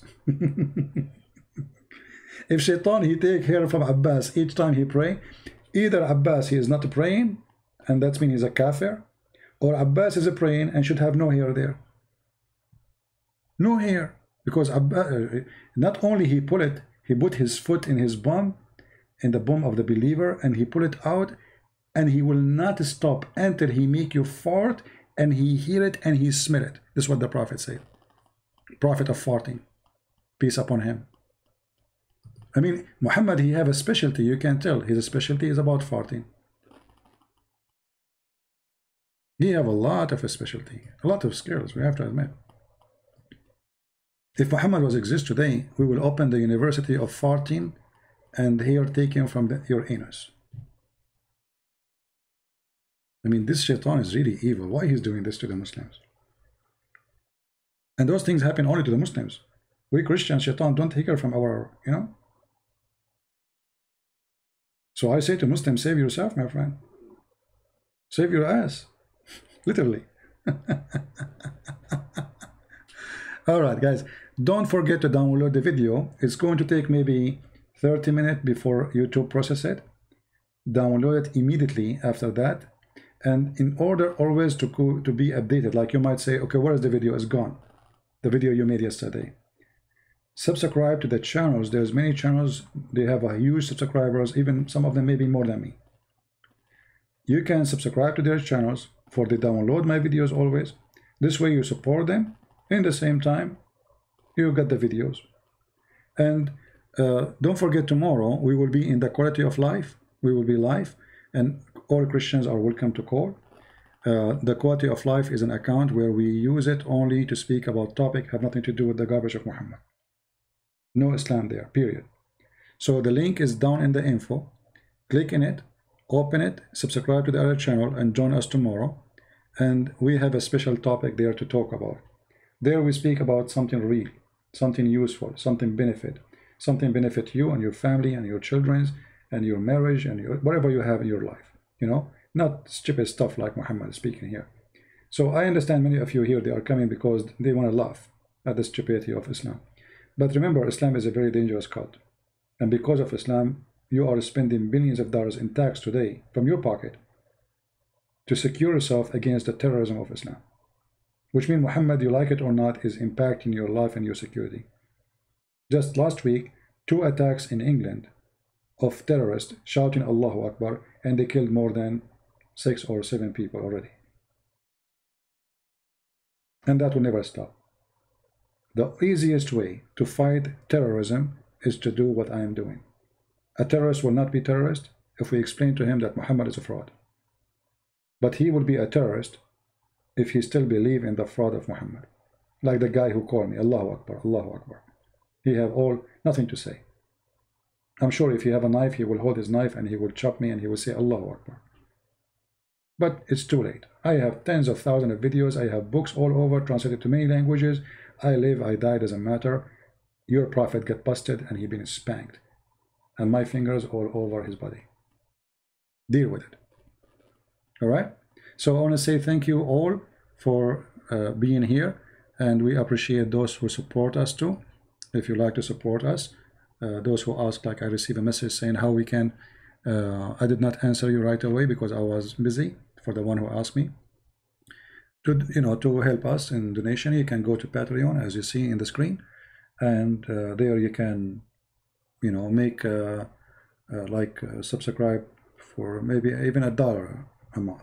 You don't have to make it a big, little with many can help, if because some people, they say they're like it's like a subscription, which means every month will take from your you can stop it anytime, number one, and you can make it limited as you wish, like $1, $2, $3. Anyway, this is not really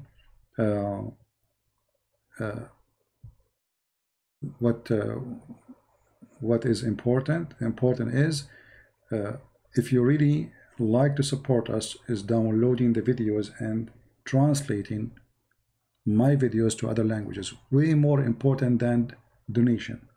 Yes, we need donation, but translating my work to other languages is helping millions of people. It's very important. You do not know, you have no idea how much you are being helpful to Christian Prince by translating. For when you help me, you are helping the truth. I appreciate all those people who translated my books to many languages. And all of them, they did not get a penny for free. Very beautiful people, very amazing people. And now we have our books translated even to Indonesian. We have to Spanish, we have to Portuguese.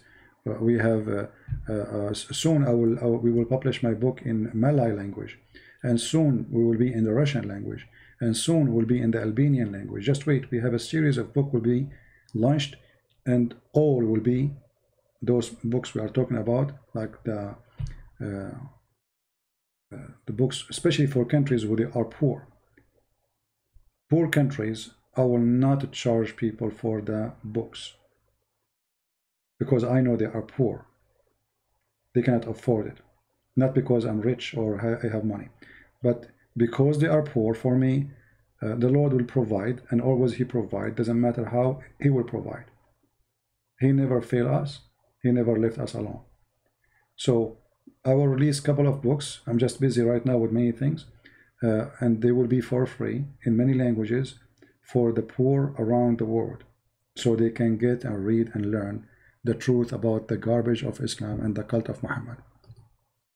And we pray that more people, they will help us to volunteer to translate so we can expose this cult. Like I wish we can get somebody translate to Chinese, Korean, you know,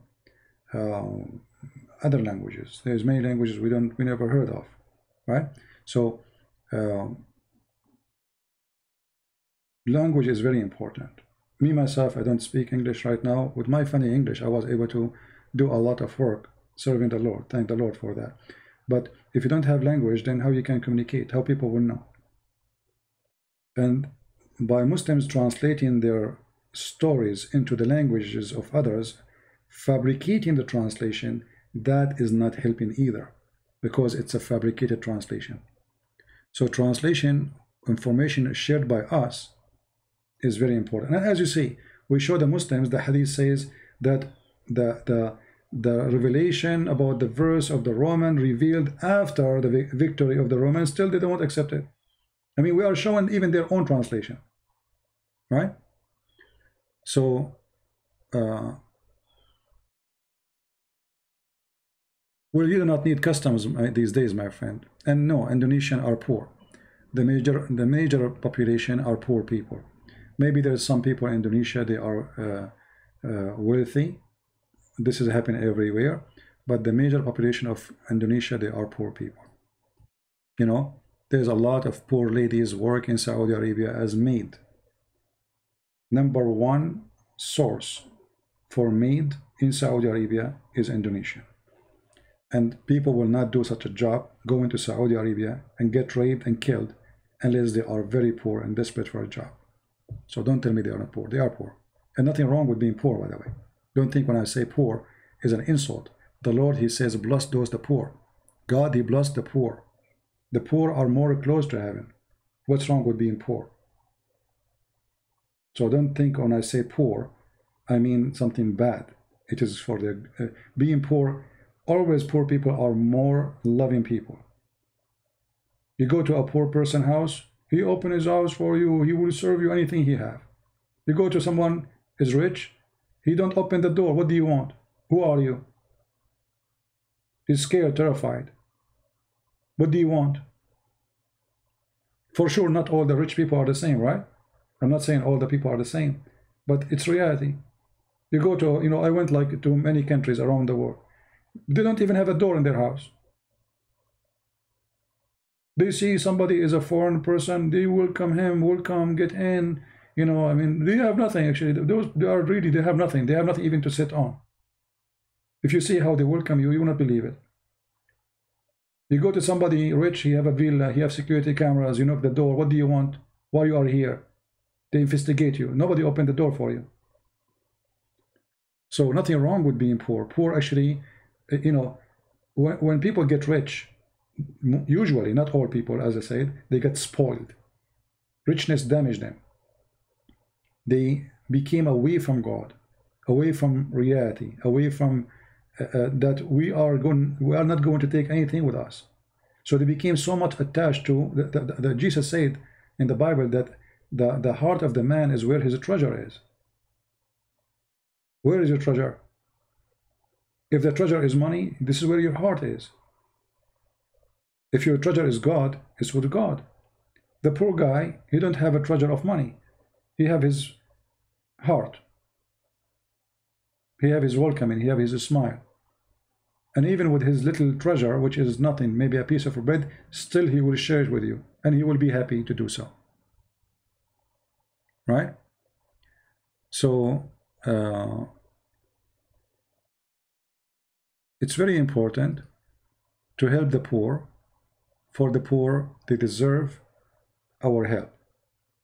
And the Lord himself, he was not walking between noble people. You know, the one who was the disciple of Jesus, they are fishermen.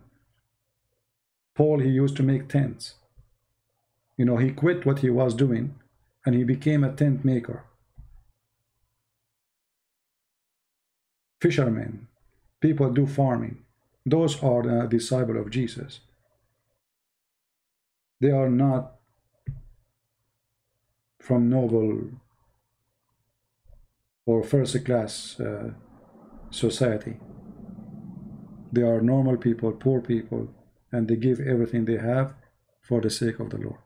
So I want to say thank you for all for being here, and remember always, people, they throw rocks at you for you have fruits in your tree. So when they call you liar, etc., they cannot yet prove it, but they will call you the names, for simply they are upset from the fruits you have in your tree. So I pray the Lord will bless your fruits, bless your family, and give you more glory to you and your family, keep you in health and wealth. Thank you. God bless. And again, I will delete the videos maybe in a few hours from now, maybe by the end of the night. And until tomorrow in the quality of life, we will be there. Until then, Christ is Lord, Islam is false. And see you soon.